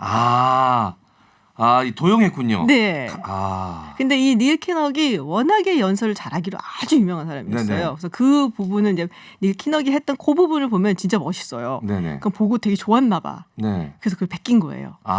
주석도 안 달고. 네. 그래서 안 달고. 그대로 무단 도용했군요. 네, 근데 그 전에 아이고. 그런 경험이 한 번 더 있어요. 사실 바이든이 네. 예전에 논문 쓰고 그럴 때, 그래갖고 이제 그게 막 문제가 되니까 그때 사실은 이제 삶은 뭐 중도 하차를 하고, 네. 근데 사실 그게 어떻게 보면은 바이든한테는 천운이었죠. 어떻게 천운이 되죠? 그게 중도 하차를 했는데. 그러고 나서 네. 사실은 이 뇌 동맥류라고 해갖고 네. 이게 발견이 된 거예요. 아. 뇌에 이제 문제가 있는. 그래서 병이 발견이 됐군요. 병이 발견이 됐죠. 그래서 그때 이제 수술을 했어요. 수술을 안 하고 만약에 캠페인을 계속하고 선거를 치렀으면은 무리해서 안 좋은 일이 생겼을 수도 있겠네요. 사망했을 거란 얘기가 있어요. 아이고. 그래갖고 그때 본인의 이제 어떤 회고 같은 걸 보면 네. 그 전까지는 굉장히 제가 오만하고 건방지고 젊은 나이에 상원의원 돼서 뭐 탄탄대로를 다녔으니까. 네. 근데 그때 나 자신에 대해서 굉장히 많이 생각해 보게 됐다라는 얘기가 있고 좀 많이 바뀌었다라는 얘기도 있어요. 외모만 보면 그냥 그 미국에서 네. 굉장히 좋은 집안에서 태어나가지고 이제 정치인이 되어서 쭉 한 길 온 그냥 되게 평탄한 인생을 살았던 사람으로 보여지는데 실제로는 그렇지가 않네요. 굉장히 전혀. 굴곡이 많았네요. 그런데 그게 이제 끝이 아닌 게 네. 저는 오바마 대통령의 이제 러닝메이트로 해서 부통령이 되잖아요. 네네. 2016년 대선에 이제 나오려고는 했어요. 나오려고 했는데 네. 그 아들이 이제 둘이 살아남았었잖아요. 네. 그리고 물론 이제 그 후에 재혼을 해서 딸이 또 그 사이에 하나 있지만 네. 첫째 아들이 이제 이름이 보 바이든이에요. 네. 근데 이 사람이 엄친아야 정말. 아. 그래서 생긴 것도 이렇게 멀쩡히 잘생기고 그리고 이제 뭐 유펜을 다녔다가 나중에 시라큐스에서 JD를 따고 이라크전에도 참전을 하고 네. 네, 그러고서는 이제 그 델라웨어 주의 법무부 장관으로 재직을 하고 있었어요. 진짜 말 그대로 엄친아였네요. 완전 넘치나. 그래서 카멜라 해리스랑도 알아요. 네. 캘리포니아 법무부 장관이었고 카멜라 해리스는. 그렇네요. 네. 그래서 이 사람의 사실 꿈은 2016년에 이제 아들은 주지사, 델라웨어주 주지사에 이제 선거를 나가고, 네. 그리고 바이든은 그러면 나는 뭐 대통령 선거에 나다든지 뭐 이런 생각을 하고 있었는데, 그리고 만약에 이제 보 바이든이 주지사 당선이 되면은 뭐 몇 년 하다가 대선을 분명히 도전을 했을 거예요. 네. 근데 아들이 뇌종양으로 죽어요. 다 큰 아들이 그렇게 잘 나갔는데. 아이고, 네. 아니 아내하고 딸도 예전에 불의 사고로 이랬었는데. 잃었는데 아들까지 그렇게 됐군요. 그렇죠. 야. 그래서 굉장히 그때가 아마 인생에서 가장 힘든 시기였다라고 이야기를 하고 있고, 그래서 이제 원래 나가려고 그래도 했어요. 네. 아들이 죽은 다음에도 아들이 이제 아빠한테 죽기 전에 대선 나가라는 식의 얘기를 했고, 네. 그래서 나가려고 했었는데 포기를 하죠. 아. 거기에는 오바마 대통령의 역할이 꽤 컸습니다. 나가지 말라 그랬어. 왜?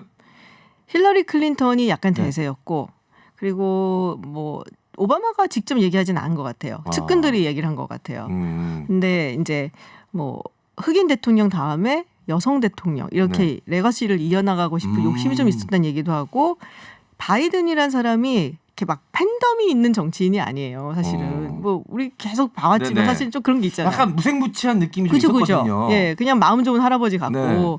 근데 이제 대신에 이제 힐러리 클린턴 같은 경우에도 팬덤이 좀 있고 하니까 힐러리 클린턴이 나가는 게 유리해 보인다라고 생각을 했던 것 같아요. 한국 전칙판에서 쓰는 이 판은 네 판이 아니야. 그렇지, 그렇지. 그게 적용이 된 거군요. 예, 그런 거 보면 오바마가 진짜 냉정해. 그러네요. 예. 근데 둘이 굉장히 친했어요. 치는데도 네. 정치적인 이 정무적 판단만큼은 냉철하게 하는 오바마였군요. 아주 냉정한 사람이에요. 역시 이 임기 시절 우리나라랑 이 북한 관계 할 때도 좀 느낌이 있었습니다. 아주 냉정하고 네. 굉장히 이성적으로 판단을 하고 네. 아주 뭐라고 해야지 조심스럽고 네. 의심이 되게 많아요. 사람을 잘 안 믿는 편이에요. 물론 자기가 살아온 백그라운드가 워낙 또 그랬기 때문에 그런데 대신에 바이든은 완전히 다른 성격이에요. 사람 잘 믿고 말 막 하고 그냥 떠들었다가 말실수 많아갖고서는 그래서 욕먹고. 근데 둘이 너무 잘 맞아서 브로맨스. 굉장히 유명하죠. 상극인데 잘 맞았군요. 그렇죠. 상극인데 아주 잘 맞아서 그래서 그 이후에도 그래도 잘 지내고 뭐 그때 좀 서운했지만 뭐 오바마 대통령하고는 이제 바이든 당선인하고는 상당히 좋은 사이로 지금 지내고 있죠. 아 그렇군요. 지금까지도 그 관계가 유지가 되고 그럼요. 있고 네. 절친이 둘 다 대통령이 됐군요. 그렇죠. 아 대단한 스토리입니다. 오바마와 얽힌 이야기까지 오늘 조 바이든에 관련된 이야기 또 재밌게 잘 들었습니다. 제가 나름 이 관상이지 사이언스라 그래서 관상을 좀 잘 본다고 생각했거든요. 네네. 아 미국인 관상은 다르네요. 예, 미국인 관상은 달라요? 제가 생각했던 조 바이든의 인생하고는 상상했던 인생과는 좀 많이 달랐네요. 예. 아니 그리고 바이든이 굉장히 이제 험하다 그랬잖아요. 네네. 입이. 그리고 담대하고 직설적이에요. 네네. 그래서 예전에 상원의원 당시에 밀로세비치라고 세르비아 그 대통령을 만났을 때 그 얘기를 했거든요. 너 같은 독재자는 네. 전범 재판 받아야 된다고 면전에서 네. 그러니까 막 해요. 그냥 아주 직설적으로. 전혀 상상하지 못했습니다. 네, 그러면서도 사실은 이제 그런 식으로 정직하게 솔직하게 얘기를 하니까는 다른 사람들로부터 마음에 들면 아주 신뢰를 얻어내는 그런 인물이죠. 네. 알겠습니다. 자, 몰랐던 사실까지 제가 속속들이 조 바이든에 대해서 또 한 걸음 더 다가간 듯한 느낌이 듭니다. 오늘도 아주 알찬 시간이었던 것 같습니다. 감사합니다. 선생님. 네. 사실 오늘 저는 그 얘기도 하고 싶었어요. 네. 이 패배자, 아름다운 패배. 그 승복 안 하고 있잖아, 지금 트럼프 대통령이. 이게 걱정됩니다. 이게 뭔가 믿는 구석이 있어서 저러는 건가 싶어서 실제 뭐 상상하기 싫은 일이 벌어지진 않을까. 미국에서 큰 소요 사태가 벌어지진 않을까. 뭐 여러 가지 뭐 상상들이 막 나오고 있더라고요. 그러니까요. 시나리오가. 아니 뭐 저도 뭐 그렇게까지는 안 되겠지 했는데 지금 돌아가는 상황 보면은 뭔가 정치적인 노림수들이 있지 않을까라는 생각이 좀 들기도 하더라고요. 그래서 되게 아쉬워요. 옛날 전직 대통령들은 모이면은 막 서로 뭐 친하고 껴안고 농담하고 클린턴하고 아버지 부시는 야구장 맨날 같이 가고 그랬어요. 그리고 미셸 오바마하고 조지 W 부시 전 대통령은 둘이서 완전 짝꿍이에요. 그래서 예전에 맥케인 상원의원 장례식장에서 이제 이 조지 W 부시 대통령이 우리로 말하면 그 목캔디 같은 거를 이 미셸 오바마한테 이렇게 옆에 앉아서 건네주는 장면이 포착이 됐어요. 그래서 이게 뭐냐 사람들이 막 나중에 인터뷰를 했더니 의전상 이 미셸 오바마가 항상 이 조지 W 부시 대통령 옆에 앉는데요. 그러니까 전직 대통령들 앉는데 이제 대통령 부인 앉다 보니까 그 조지 W 부시하고 나는 짝꿍이라고 그냥. 그러니까 항상 갈 때마다 만나서 너무 친해지고 그래갖고 그러니까 너무너무 사랑한다고 너무 좋다고 나는 He's such a nice guy 하면서 막 칭찬하고 그런 모습이 정말 사실은 국민들이 바라는 거잖아요. 좀 안타까워요. 이번 사태가. 귀엽고 어떻게 보면 좀 약간 그 전직 대통령과 영부인이 이렇게 친밀한 관계의 모습이 굉장히 사랑스러운 모습일 수 있고 사탕을 주는데 트럼프는 지금 사탕이 아니라 던질 것 같아. 다른 단당류이긴 하지만 지금 엿을 이렇게 다른 단당류이긴 하지만 비슷하지만 성분은 비슷합니다. 그런데 이 많은 차이가 나네요. 온도 차이가 많이 나네요. 네, 알겠습니다.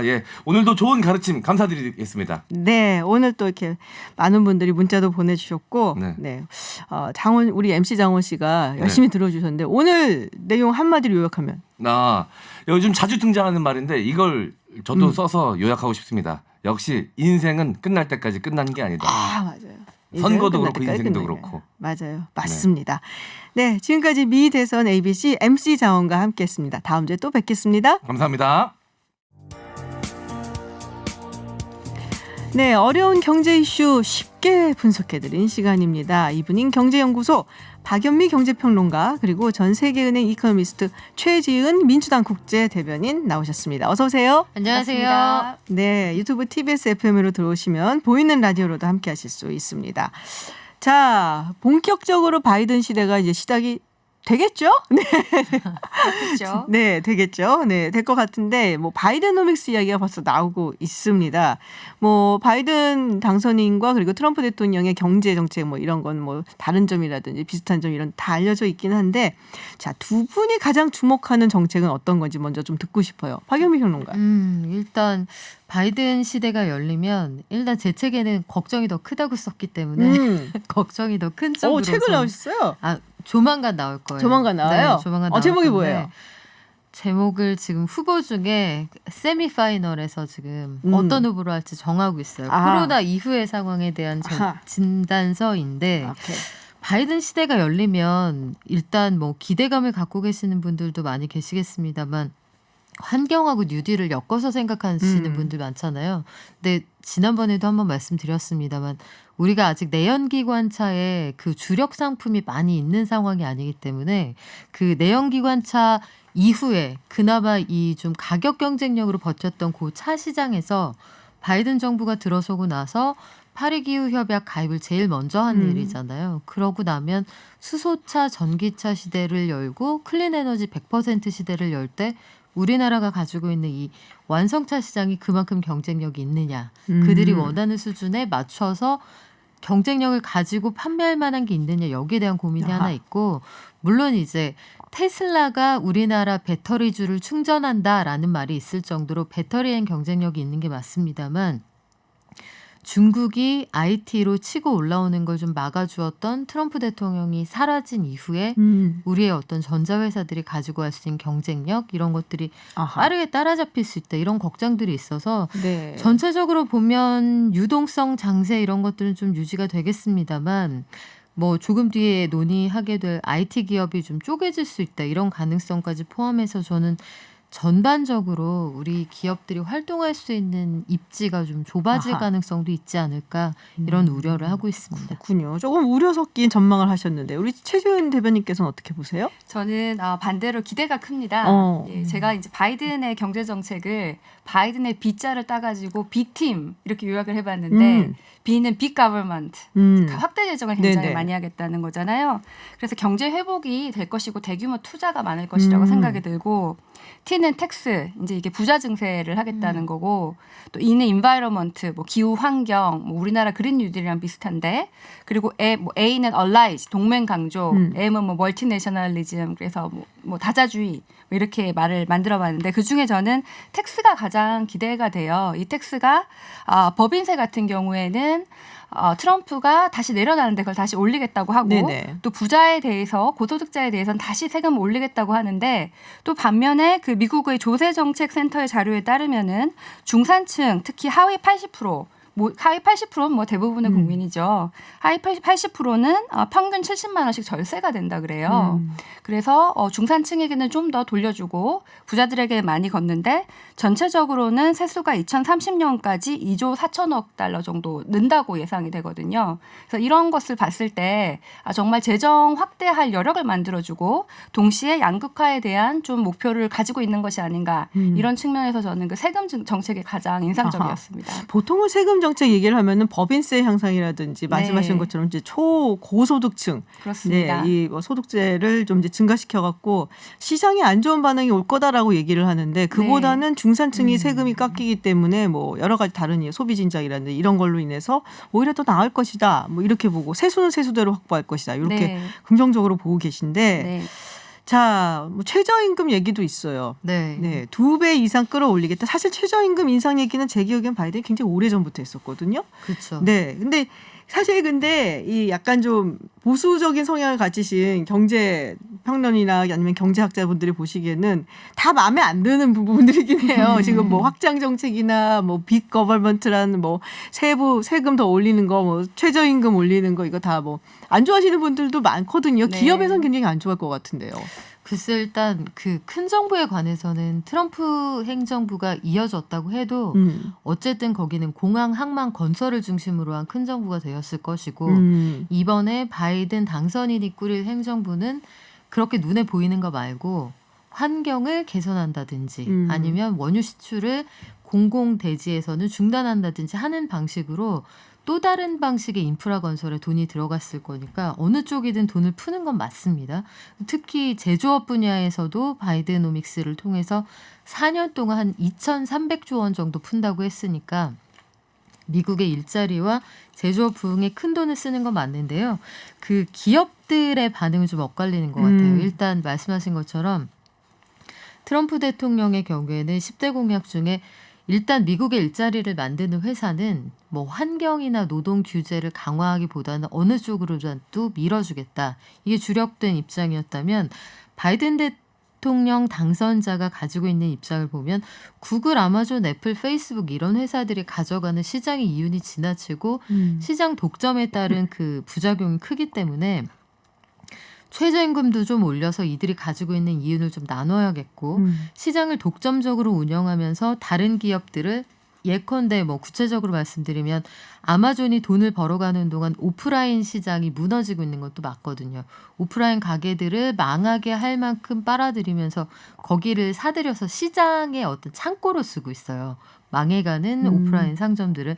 이런 것들이 좀 정상적이지 않다. 바이든 후보는 그렇게 보고 있었던 사람이기 때문에 요게 이제 미국 IT 기업을 쳤을 때 우리가 그동안 수없이 수출해온 통신 장비나 메모리 반도체나 이런 것들의 수출에 도움이 될 거냐. 아하. 그리고 궁극적으로 앞서 다자주의 말씀하셨는데 어찌되었든 바이든이든 대통령이든 기본적으로는 미국의 가장 중심에 있는 정책을 펴게 될 텐데 바이든이 그 스탠스를 유지하면서 중국의 발목만 안 잡아주는 상황이 돼버리면 그러면 오히려 안 좋다. 중간에 끼어있는 우리한테 어떤 이득이 있을까 좀 고민이 되더라고요. 네. IT 기업 얘기는 계속 나왔었잖아요. 사실 뭐 엘리자베스 워런 상원 의원이 재무부 장관 되는 거 아니냐 얘기까지 나오고 있는데 네. 저는 뭐 별로 그렇게 생각하는 것 같긴 한데 네, 바이든의 IT 기업에 대한 태도는 어떻습니까? 저는 해체하자 뭐 이런 건 아닌가요? 생각을 하는데 네. 사실 이제 IT 기업에 대한 뭐 구글 뭐 이런 뭐 페이스북 이런 데가 독점이지 않냐 이런 얘기는 오랫동안 되어 왔죠. 그리고 사실 이런 기업들도 어느 정도 규제는 받아야 되는데 미국이 그동안 좀 방치해둔 면이 있다고 생각을 해요. 다만 이렇게 독점 기업을 플랫폼 기업으로 쪼개는 것이 미국 민주당의 당론이냐 하면 저는 그건 아니라고 생각을 해요. 그게 뭐 샌더스, 에이오스 이런 사람들이 밀고 있지만 사실 바이든의 공약집에도 그런 얘기가 전혀 없었고 또 인터뷰에서 바이든이 딱 한 번 이런 큰 독점 기업들의 세금 문제에 대해서 얘기를 한 적이 있지만 그것도 수면으로 막상 올라오진 않았거든요. 그래서 이런 기업들에 대해서 견제는 하겠지만 온건한 견제를 하지 않겠냐 이런 것이 예상되고요. 근데 오히려 뭐 그런 실리콘밸리의 기업들을 보면은 지금 대선 이후에 최근 며칠 동안 뭐 애플, 아마존 뭐 이런 시가총액 1,000조 이상의 기업들이 지금 주가가 10% 이상 다 상승을 했어요. 그러니까 이 기업들은 사실 바이든 정권 하에 더 높은 성장을 전망한다고 생각이 되는데 그 이유가 첫 번째는 예측 가능하다. 트럼프보다는 좀 더 정책이 예측 가능하다. 그리고 두 번째는 이민 정책이 좀 더 온화할 것이다라는 것인데 보면은 뭐 구글, 테슬라 CEO들이 다 이민자 출신이잖아요. 네. 그리고 이민자 없이 실리콘밸리, 캘리포니아 경제가 돌아갈 것이냐 이렇게 했을 때 이민 정책, 뭐 비자 프리 이런 것이 결국은 도움이 된다고 생각을 하고 또 마지막으로는 아까 말씀하신 것처럼 중국과의 관계 개선인데 이 관계 개선이 트럼프가 사실은 실리콘밸리에 있는 그 기술 제품을 중국에 더 팔지 못하게 한 측면도 있어요. 그리고 망 중립성 이런 것은 트럼프가 들어온 다음에 실리콘밸리에서 어떻게 보면 손해를 봤죠. 네. 그래서 그런 게 다시 돌아가면은 오히려 뭐 공급망이 더 안정되고 또 공급할 곳을 확장되고 해서 그런 것을 좀 더 그 증시도 실리콘밸리의 그 성장 전망에도 반영된 것이 아닌가라고 생각해서 저는 온건한 견제는 예상을 하지만은 결과적으로는 IT 기업이 더 큰 성장을 할 수가 있다고 생각이 됩니다. 사실은 보면은 그 세계 시총 기업들 뭐 1위부터 10위까지 네. 보면은 여기 다 들어가 있거든요. 아마존, 구글, 네. 이런 애들 다 들어가 있는데. 이거를 해체를 시켜서 하면은 이게 미국 입장에서는 지금 중국을 견제해야 되는 상황에서 네. 과연 그럴 만한 배짱이 있을까 싶기도 하고 그게 아마 하거든요. 과거에 버라이즌을 이렇게 잘게 쪼갰던 그때처럼 하기는 어렵겠는데 어떤 방식으로든 일단 규제는 좀 강화되지 않을까 싶은 건 아마존의 경우에는 지금 거기에서 해고됐거나 일하고 있는 근로자들이 최저임금 인상 시위를 벌이고 있거든요. 지금 시간당 15달러 정도를 받고 있는데 30달러로 올려줬으면 좋겠다. 당신은 1초에 4,000달러를 버는데 근로자들을 위험에 내몰고 지급하는 돈 지나치게 적다. 또 한 가지는 코로나19 위험수당을 지급해라. 우리나라 쿠팡 사례하고 비슷한데요. 창고에서 일하면서 분류 작업하고 배송 관련한 업무를 하던 사람들이 이 비대면의 시대에 그 아주 접촉이 많은 업무에 시달리고 있잖아요. 그 사람들에 대한 위험수당을 달라. 또 유급휴가를 달라. 코로나19에 확진됐을 때 이런 것들을 좀 주장하고 있는데 이건 역설적으로 그런 것들이 하나도 보장이 안 되고 있다는 얘기고요. 그리고 그 제프 베이조스가 지금 이 비대면 경제가 활성화되는 와중에 천문학적으로 돈을 더 많이 벌게 됐는데 주식 평가액이 굉장히 올라갔잖아요. 근데 이 부가 국가의 개입이나 어떤 규제 강화 없이는 공정하게 배분되지 않고 있다는 게 저는 바이든 캐비넷의 공통적인 판단이라고 봐요. 그래서 여기에서 아주 거칠게 뭐 회사를 잘게 쪼개기까지는 않겠습니다만 뭔가 여기에 대한 관련 규제가 좀 들어갈 가능성이 있다고 보고 최근에 나스닥의 랠리는 바이든 행정부에 대한 기대나 안정감보다는 이른바 이게 비대면 언택트 테마주잖아요.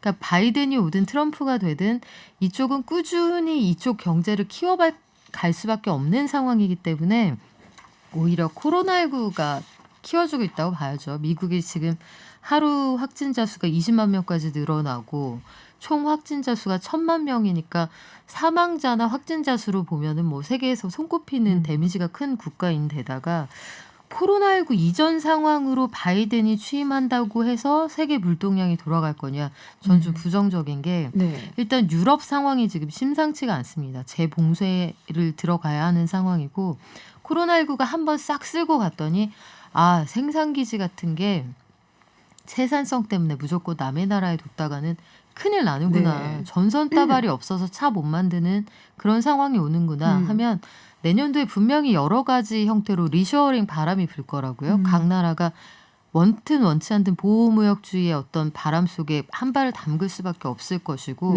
그런 상황을 총체적으로 고려하면 바이든 행정부가 들어온다고 해서 이상적으로는 다자주의를 추구하겠으나 현실적으로는 각자 실리를 챙기는 그런 방향으로 세계 질서가 흘러가지 않을까 싶어요.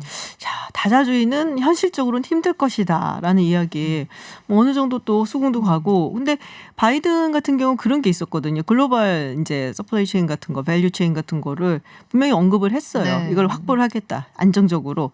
뭐 특히나 이제 제약이라든지 약품 같은 거 그리고 반도체 이야기도 분명히 했고 그러면서 거기에 이제 동맹국과 함께 하겠다는 얘기를 하고 중국에 맞대응을 해야 된다는 얘기를 분명하게 했단 말이에요. 자, 그러면은 우리한테 뭔가 압박이 있을 것 같아요. 지금 트럼프 행정부가 EPN 얘기를 하고 있지만 그 전에 오바마 행정부는 TPP 이야기를 했었죠.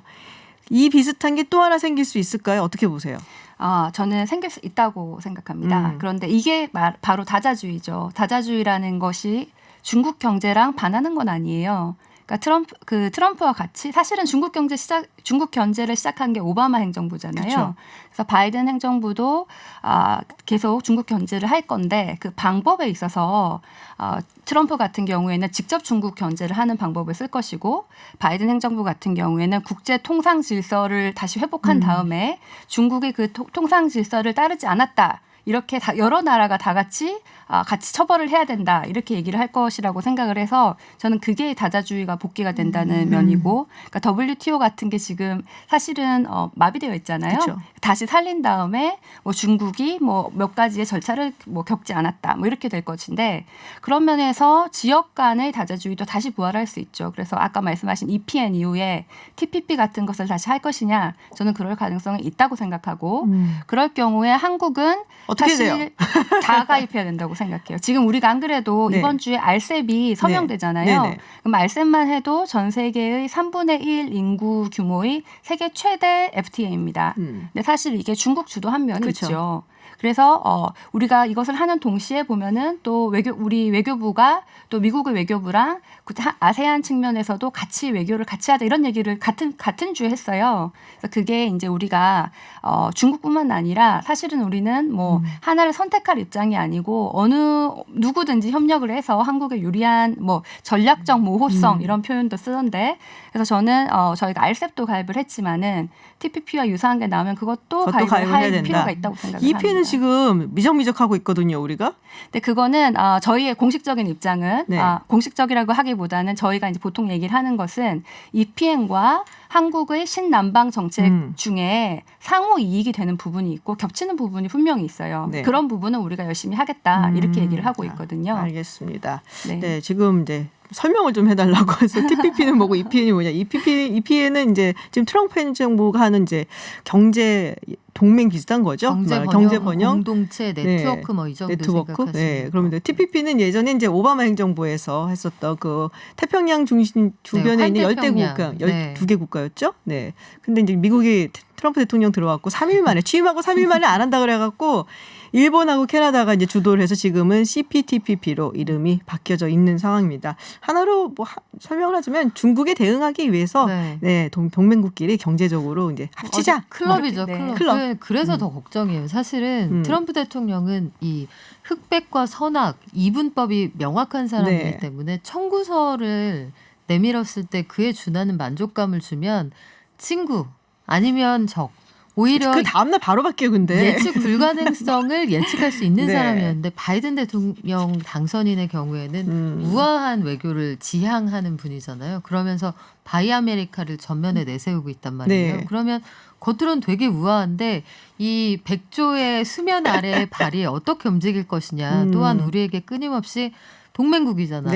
C과 I가 이렇게 나왔을 때 우리가 어떻게 선택할 수 있을지 선택지가 좁아진다는 고민이 좀 있을 것 같아요. 알겠습니다. 네, 오늘 이브닝 경제연구소 정말 두 분의 너무나 매력적인 우리 또 경제평론가 그리고 민주당의 국제대변인 박연미 평론가 그리고 최지훈 대변인과 함께했습니다. 오늘 말씀 고맙습니다. 고맙습니다. 네, 감사합니다. 네. 해외 뉴스 알아보는 서울타임즈 시간입니다. 전주현 캐스터와 함께합니다. 어서 오세요. 네, 안녕하세요. 네, 유튜브 TBS FM으로 들어오시면 보이는 라디오로도 함께하실 수 있습니다. 네, 조지아주는 이게 자동적으로 이제 수작업에 들어가는 거죠. 개표를 다시 한번 하고. 그렇습니다. 이 주법에 따라서 표 차이가 0.5%포인트 이하면 재검표를 요청할 수 있거든요. 그래서 공화당 측에 재검표를 요청했습니다. 지금 바이든 당선인이 트럼프 대통령보다 0.3%포인트 앞서 있는 상황이니까 요청을 하면 얼마든지 재검표를 할 수는 있겠죠. 지금 재검표해야 되는 표수가 500만 표 정도 된다고 합니다. 그래서 지금 11월 20일까지 주법에 따라서 재개표 를 다 맞춰야 되는데 시간당 2만 3천 표를 개표를 해야 된대요. 어느 세월. 아무튼 500만 표 가운데 바이든 당선인이 지금 계속 트럼프 대통령하고 격차를 벌리고 있지만 지금 표차가 한 14,000표 수준이니까요. 지금 조지아주 관계자도 아마 재검표를 한다고 해도 뒤집힐 것 같진 않지만 아무튼 주법에 따라서 뭐 자동적으로 재검표를 해야 되니까요. 그리고 이제 조지아주에서 16명의 선거인단이 걸려 있으니까 만약에 정말 만약의 경우에 트럼프 대통령이 뒤집는다고 해도 상관은 없습니다. 네, 상관없습니다. 지금 바이든 후보가 290명의 선거인단을 확보했기 때문이죠. 네, 그래서 대체로 재검표하면은 더 벌어지면 벌어졌지. 그렇죠. 별로 이렇게 안 한 차이 없다라는 얘기들을 하더라고요. 네, 그렇습니다. 자, 오늘부터 이제 또 이렇게 그럼 누가 이제 내각에 들어가나 관심들을 그리고 그랬는데 바이든 당선인의 초대 백악관 비서실장 발표가 됐습니다. 그렇습니다. 30년지기 최측근 론 클레인이 내정이 됐는데요. 지금 하버드 로스쿨을 졸업한 변호사 출신이고요. 89년에 상원 법사위원장이었던 바이든 당선자의 수석 비서관이 되면서 인연을 맺었습니다. 그리고 부통령 시절에 이미 비서실장을 맡았던 적이 있어요. 그리고 바이든 당선자 외에도 엘고어 전 부통령 비서실장으로 활동을 했던 적이 있습니다. 그래서 2000년 대선 때 캘리포니아주 재검표를 요구하며 제기했던 소송이 있었잖아요. 그걸 진두지휘했던 플로리다 재검표 소송을 진두지휘했던 인물이고요. 그리고 미국에서 2014년에 2020년에 에볼라 환자가 발생했을 때 백악관 직속으로 설치된 대응기구를 총괄하는 에볼라 차르를 역임을 했기 때문에 지금 코로나19 대응이 가장 시급한 문제잖아요. 바이든 행정부에게도. 그래서 모든 면을 다 살펴봤을 때 이 사람이 최고 적임자다 판단을 했다라는 설명을 했습니다. 이 론 클라인이 그러니까 주인공인 영화가 있어요. 네. HBO 영화인데 거기서 나온 제목이 리카운트예요. 그래서 바로 그때 플로리다 그 재검표 상황을 이제 영화로 만든 거예요. 주인공이 케빈 스페이시인데 그 케빈 스페이시가 맡은 역할이 바로 이 론 클라인입니다. 그래서 재밌게 저도 봤던 기억이 나는데 아마도 그런 메시지가 있는 것 같아요. 에볼라 때 그걸 굉장히 잘 처리를 했잖아요. 그렇죠. 그래서 이제 이번에 코로나 이것도 이제 잘 처리를 할 거고 뭐 그런 이제 어떤 포석이 있는 게 아닌가라는 그렇습니다. 생각이 들어요. 어떤 사람들이 또 이름이 오르내리고 있나요? 지금 빅4가 국방, 국무, 재무, 법무장관인데요. 다 잘하면 다 여성이 맡을 수 있다 뭐 이런 얘기가 나오고 있어요. 재무장관에는 라엘 브레이너드 연방준비제도 이사가 유력하게 지금 거론이 되고 있다고 합니다. 만약에 되면 최초의 여성 재무장관이 되고요. 미셸 플라노이 전 국방부 차관이 지금 차기 국방장관에 오를 가능성이 크다. 원래 힐러리 클린턴이 당선되면 미셸 플라노이는 영순이라고 그랬었어요. 국방부 장관. 그때 안 됐으니까. 이번에라도. 그리고 국무장관에는 수전 라이스 전 백악관 국가안보보좌관이 유력하다라면서 뭐 다른 인물들도 나오고 있지만 수전 라이스의 얘기가 가장 많이 나오고 있습니다. 그리고 앤서니 클링컨 전 국무부 부장관이 국무장관 후보로도 함께 올라 있고 국가안보보좌관 후보로도 함께 언급이 되고 있습니다. 그러니까 토니 블링컨이라고 보통 얘기를 하는데 원래 이름은 앤서니 블링컨이고 원래 이제 수잔 라이스 같은 경우는 사실은 예전에 오바마 행정부에서 국가안보 부장관을 했잖아요. 근데 이제 벵가지 사건이 있었고 이랬을 때 이를 약간 좀 실언을 하고 그리고 공화당이 되게 싫어해요. 지금 상원이 어디로 갈지 모르는 상황이라서 아마도 공화당한테 가지 않겠냐. 그럼 인준을 받아야 돼서 힘들지 않겠냐라는 얘기들이 나오고 있어요. 그런데 또 뭐 인준 받을 필요 없는 국가안보 보장을 또 시키기도 애매하고. 그래서 그냥 아마도 블링컨은 분명히 내각에 들어갈 것 같은데 그렇다면은 이제 수잔 라이스는 무슨 역할을 할 수 있을 것이냐. 뭐 이런 얘기가 나오곤 있습니다. 그렇습니다. 의외로 공화당 인사가 들어갈 수도 있어요. 그 얘기를 지금 더 힐이 내놨는데요. 그 한국 사회 레리 호건 메릴랜드 주지사라든가 아니면 존 맥케인 전 공화당 상원의원의 부인 신디 맥케인이라든가 아니면 존 케이식 전 오하이오 주지사, 찰리 베이커 매사추세츠 주지사 등이 지금 내각에 입각을 할 수도 있다. 이런 얘기를 지금 하고 있습니다. K식이 땡기네. 오하이오인데. 그리고 바이든 당선인이 뭐 문재인 대통령하고도 통화를 했는데요. 그리고 스가 일본 총리하고도 통화를 했다는 소식이 있습니다. 오늘 오전 8시 30분부터 한 10여 분 동안 진행이 됐어요. 그래서 지금 뭐 축하 인사는 당연히 전했고 미일 동맹 강화를 제일 먼저 꼽았다고 합니다. 그래서 갈수록 엄중해지는 일본 주변 지역과 국제사회의 평화의 번영에 미일 동맹이 굉장히 중요하고 한층 강화할 필요가 있다라는 점을 스가 총리가 강조를 했고요. 바이든 당선인은 센카쿠 열도 중국명 다오이다오의 미일 안전보장 조약 제5조 적용을 약속한 것으로 알려졌는데요. 그 일본의 영역이나 주일 미군 기지의 어느 한쪽에 대한 무력 공격이 있을 때 지금 뭐 공통의 위험에 대처하도록 하는 그런 안보 조약인데 이걸 다시 한번 확인해 준 것으로 알려졌습니다. 아무래도 중국에 대비해서 사실 미일 동맹이 어쩔 땐 좋았다가 어쩔 땐 그랬다가 했거든요. 트럼프 대통령 성격에 따라서 기분에 따라서 골프가 잘 맞으면 좋고 뭐 약간 아마 이번에는 조금 더 전통적인 동맹으로 가려고 하는 게 아닌가라는 생각이 듭니다. 해외 뉴스 알아보는 서울타임즈 오늘 여기까지 듣겠습니다. 지금까지 전주현 캐스터였습니다. 고맙습니다. 네, 감사합니다. 손킴 시네마 사와디캅 사와디캅. 자, 이 인사를 하신 이유가 있겠죠. 있죠. 괜히 하진 않았겠죠. 썬킴 사이버 한국외국어대학교와 외국어대학교 교수와 함께하는 썬킴 시네마. 자, 사와디캅. 사와디캅. 그 지금 트럼프 선생님께서 이 인정을 안 하셔가지고 액션 어드벤처 영화를 찍는 사이에 나머지 외신들이 다 묻히고 있어요. 그중에 하나가 뭐냐면 아직까지도 태국에서는 민주화를 요구하는 시위가 아직도 진행 중에 아직도 진행 중이군요. 아직도 진행 중에 있습니다. 오래전에 시작한 것 같은데. 그렇죠. 그 태국 민주화 시위라고 하면 가장 상징적인 게 저항의 상징, 그 세 손가락 사인이지 않습니까? 맞아요. 검지, 중지, 약지를 하늘로 치솟는 이 세 손가락 사인인데 이게 그 태국에서 먼저 만든 게 아니라 영화 헝거 게임에서 저항의 상징으로 나왔었거든요. 그래서 오늘은 헝거 게임을 준비했습니다. 헝거 게임, 저항의 상징으로 나왔던 헝거 게임. 처음에 그 나왔을 때 보이스카우트 얘기 나왔었거든요. 이게 보이스카우트 상징이다. 네. 아니요, 영화에서. 자, 이게 원래 소설이죠. 그 수잔 콜린스의 소설인데 뭐 아시겠지만 그 이제 YA 소설이라고 해서 영 어덜트 소설인데 헝거 게임이 이제 그 파넴의 불꽃, 그다음에 캐칭 파이어, 그다음에 마킹제이 세 권이지 않습니까? 소설이. 다 읽으셨어요? 네? 다 읽으셨어요? 저는 이걸 안 읽으면은 미국 10대 청소년이랑 대화가 안 돼요. 아, 그래요? 완전 꼰대가 돼버리는 거예요. 오. 그것도 안 읽었어, 아저씨? 삼촌? 부모? 부모 그렇죠. 이게 전 세계적으로 이제 1권, 2권, 3권 소설이에요. 수잔 콜린스의 원작 소설이 1억 부가 팔렸거든요. 전 세계적인 베스트셀러. 어마어마하네요. 조금 이제 소개를 해주세요. 근데 어쨌든 영화도 굉장히 잘 됐다고 듣긴 했거든요. 일단 뭐 이 편 특히 이제 그 캐칭 파이어 같은 경우는 2013년도 이제 최고 북미 박스 오피스 1위였는데 혹시 안 보신 분을 위해서 짧게 영화를 소개해드리면은 먼 미래에 판엠이라는 독재 국가가 등장을 해요. 근데 12개의 디스트릭트 이제 구역을 나눠 가지고 통치하는데 공포 정치로 통치하거든요. 어떻게 하냐면 각 구역 디스트릭트마다 매년에 젊은 남녀 한 명씩 2명이죠. 네. 을 그 수도인 캐피톨에 보내가지고 총 24명이지 않습니까? 네. 24명 중에 한 명이 살아남을 때까지 그 서로 죽이고 죽임을 당하는 헝거 게임을 펼치는데 이거를 전국의 TV로 생방송을 해요. 여기까지. 막 듣기만 해도 무시무시한. 그렇죠. 네. 근데 이게 이제 실제 시위와 관련이 깊다고 우리가 얘기를 하는 거는 이제 태국 정부 시위, 반정부 시위할 때 이거를 써서 그렇게 얘기를 하는 거예요? 이게 방금 그 말씀하신 것처럼 네. 그 검제 중지 약지를 하늘로 네. 치솟는 그 손가락 사인이 네네네. 뭐 보이스카우트도 얘기하셨지만 영화에서 보면은 이게 감사와 존경과 안녕이에요. Thanks, 감사, admiration and goodbye인데 네. 그거를 만약 정말로 이제 태국 시위대가 그거를 차용을 했다면은 놀리는 거죠. 그 태국 왕실과 정부를 지금까지 감사했고 존경한데 이제 가라. 굿바이. 네. 그렇군요.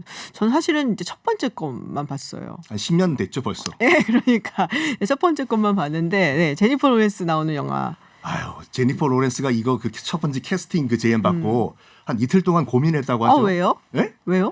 그 당시만 지금도 마찬가지지만 그 당시 이게 정말 대박 소설이다 보니까 이거를 만약 자기가 그 주연을 하게 되면은 자기 커리어에 이 영화 이전과 이후로 나눠가지고 이후는 정말 이 영화에 영향을 안 받을 수가 없기 때문에 정말 심사숙고했다고 하죠. 근데 그 이후로 계속 승승장구를 해서 이제 뭐 제니퍼 로렌스는 뭐 실버 라이닝 플레이북인데. 네. 근데 이게 이제 태국 시위 말고도 또 다른 시위하고도 뭐 얘기가 있어요? 그 일단 이 영화와 연관되는 것이 뭐 더 잘 아시겠지만 홍콩 민주화 시위도 네네. 그렇고 특히 예전에 10년 전에 이제 월가 아큐파이 월스트리트. 아큐파이 월스트리트. 네. 이 V for Vendetta의 그 가면, 가이 폭스 가면. 그거 되게 많이 쓰고 나왔었어요, 사람들. 어떤 의미인가요, 박사님?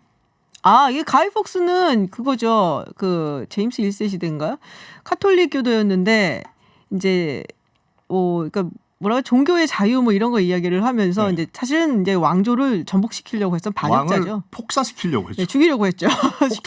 폭탄으로. 물론 실패를 했습니다. 네. 그 중에 이제 원래 같이 음모를 꾸했던 사람들 중에 한 명이 배신자가 나와서 항상 배신자를 조심해야 돼요. 그러니까 네. 내부의 적이 중요한 거예요. 그러니까 그래서 되게 잔인하게 이제 뭐 사형을 당하긴 했는데.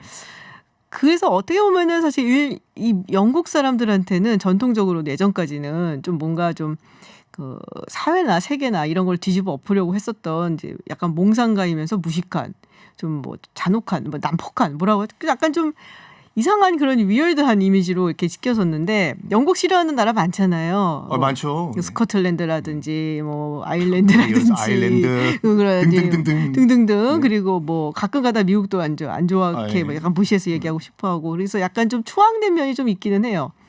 그래서 그 가이 폭스가 이름이 가이지 않습니까? 네. G-U-Y. 네, 맞아요. 그 당시 제임스 1세가 앞으로 약간 멍청한 남자들은 다 가이라고 불러라. 그렇죠. 그러니까 요즘 나온 것이 You Guys. 맞아. 됐다고. 맞아요. 그런 얘기도 들은 것 같아요. 매년 11월 5일이 지난주죠. 네. 11월 5일이 가이 폭스 데이거든요. 영국에서요. 축제하고 그 V for Vendetta라는 영화가 이 가이 폭스를 모티브로 해서 만들었죠. 나탈리 포트만. 맞아요. 그래서 사실 뭐 말씀하셨던 것처럼 이제 멍청한 사람이라고 그러셨는데 굉장히 무슨 뭐 어떤 뭐랄까요 그 정치적인 신념을 가지고 뭐 정말 똑똑하고 막 이런 스마트한 이런 사람이었던 건 아니고 그래 막 이러고 갔다가 약간 솔직히 가이 폭스가 그 웨스터민스터 의사당을 이제 밑에 폭탄을 설치해가지고 맞아요. 제임스 1세를 암살하려고 네. 했는데 그 과정을 혹시 여러분들 인터넷에 보시면은 정말 허접해요. 이러면 거기서 그러면 안 돼.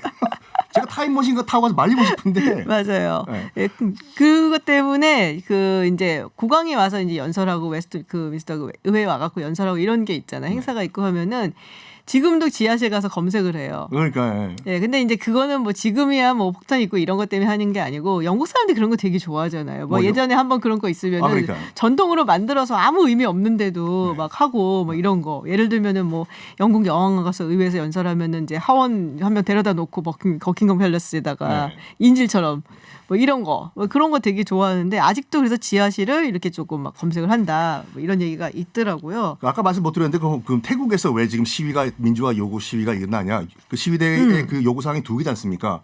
일단 총리 사퇴하고 두 번째는 이제 왕실 개혁하라인데 아시다시피 홍콩은 아직까지 그 왕 모독죄가 있어가지고 태국에 예. 네, 최고 15년형이고 만약에 왕과 왕세자와 왕비에게 물리적 그 가해를 가하면은 최소 16년에 사형까지 가능하거든요. 근데 이 전통이 쭉 유지가 되다가 그 푸미폰 전 국왕 같은 경우에는 그 참고 살았죠. 인기도 많았어요. 인기도 많았어요. 푸미폰 국왕은요. 네. 근데 지금 와치롤롱콘 신임 국왕이 이제 즉위를 한 다음에 왕실 자산국에서 45조 원 우리 돈으로에 달하는 돈을 와치롤롱콘 신임 국왕에 줬어요. 다 쓰시라고.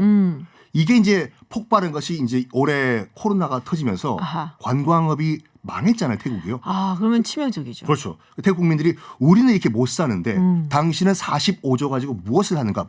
핑계 사고. 와치롤롱콘. 그래서 왕실을 개혁해야 된다. 학생들도 지금 시위에 참여하고 있다고 하는데 일단은 그 시위 현장에서 메가폰을 못 쓰니까 수신호로 이제 하고 뭐 손을 머리 위에 올리면 우산이 필요하다 등등. 아하. 또 정글폰이라고 등장을 했대요, 이번에. 정글폰이 뭐예요? 이제 핸드폰이 안 되고 메가폰도 없으니까 맨 뒤에 있는 시위대 맨 뒤에 있는 사람한테 메시지가 전달이 안 되잖아요. 네네. 그래서 만약에 맨 앞에 쓴 시위대가 앞에 있는 경찰이 물대포를 쏜다. 그러면 물대포다라고 앞에서 소리를 치면 우리 파도 타기 하는 것처럼 네. 뒤 열로 물대포 오. 맨 뒤까지 전달해서 피하게 만든 정글폰. 학생들은 지금 학생들도 시위에 참여하고 있다고 하는데 숙제는 해야 될 거 아니에요. 그 시위하고 네. 도시락 까먹고 길바닥에서 숙제까지 하고 있다고. 야, 그냥 좀 평화 시위로 그렇죠. 봤는데, 네. 참 글쎄요. 뭐 어떻게 좀 원하는 그런 이제 내용들이 좀 이루어졌으면 좋겠다라는 생각이 되게 많이 들고 또 태국 시위에 이게 쓰인다 그러니까 저도 좀 유심히 봤던 게 저는 사실은 이 영화 보면서 이게 숨은 뜻이 있나 뭐 이런 거 봤어요. 헝거 게임이요? 네. 왜냐면은 이게 처음에 나오는 게 이제 74번째. 그렇죠. 네잖아요. 74회. 그래서 이게 7월 4일 미국 독립기념일 얘기하는 건가? 너무 음모를 믿으신다. 왜 그러세요? 그리고 이 독재 정부가 있는 게 캐피톨이라고 그러잖아요. 네, 캐피톨. 그 미국 의회에 있는 데가 미국 의회가 캐피톨이야. 네, 그 캐피톨이라고 부르잖아요. 그것도 그렇고 여기서 이제 또 막 그런 게 있잖아요. 갈라치기가 막 나오잖아요. 네. 처음에는 뭐 이렇게 두 명이 같이 해라다 나중에 이제 한 명만 살아남는다. 또 막 이런 얘기들 막 나오고 할 때, 야 이런 식으로 이제 서로가 서로를 증오하게 만들고 죽이게 만드는구나. 수잔 콜린스의 원래 의도가 그거였을 수도 있어요. 아무도 모르죠. 예, 근데 결국에는 이제 사실은 함께 연대하고 또 함께 가야지 살아남는다는 것을 이제 저는 뭐 1편만 봤으니까. 그러니까 1편에서는 방금 말씀하신 것처럼 네. 분열을 해요. 아하. 그러니까 2편, 3편에서는 분열했던 그 99%의 이제 민중들이 힘을 합쳐가지고 도널드 서덜랜드가 너무 좋아하는 배우야. 독재자로 네. 나왔죠.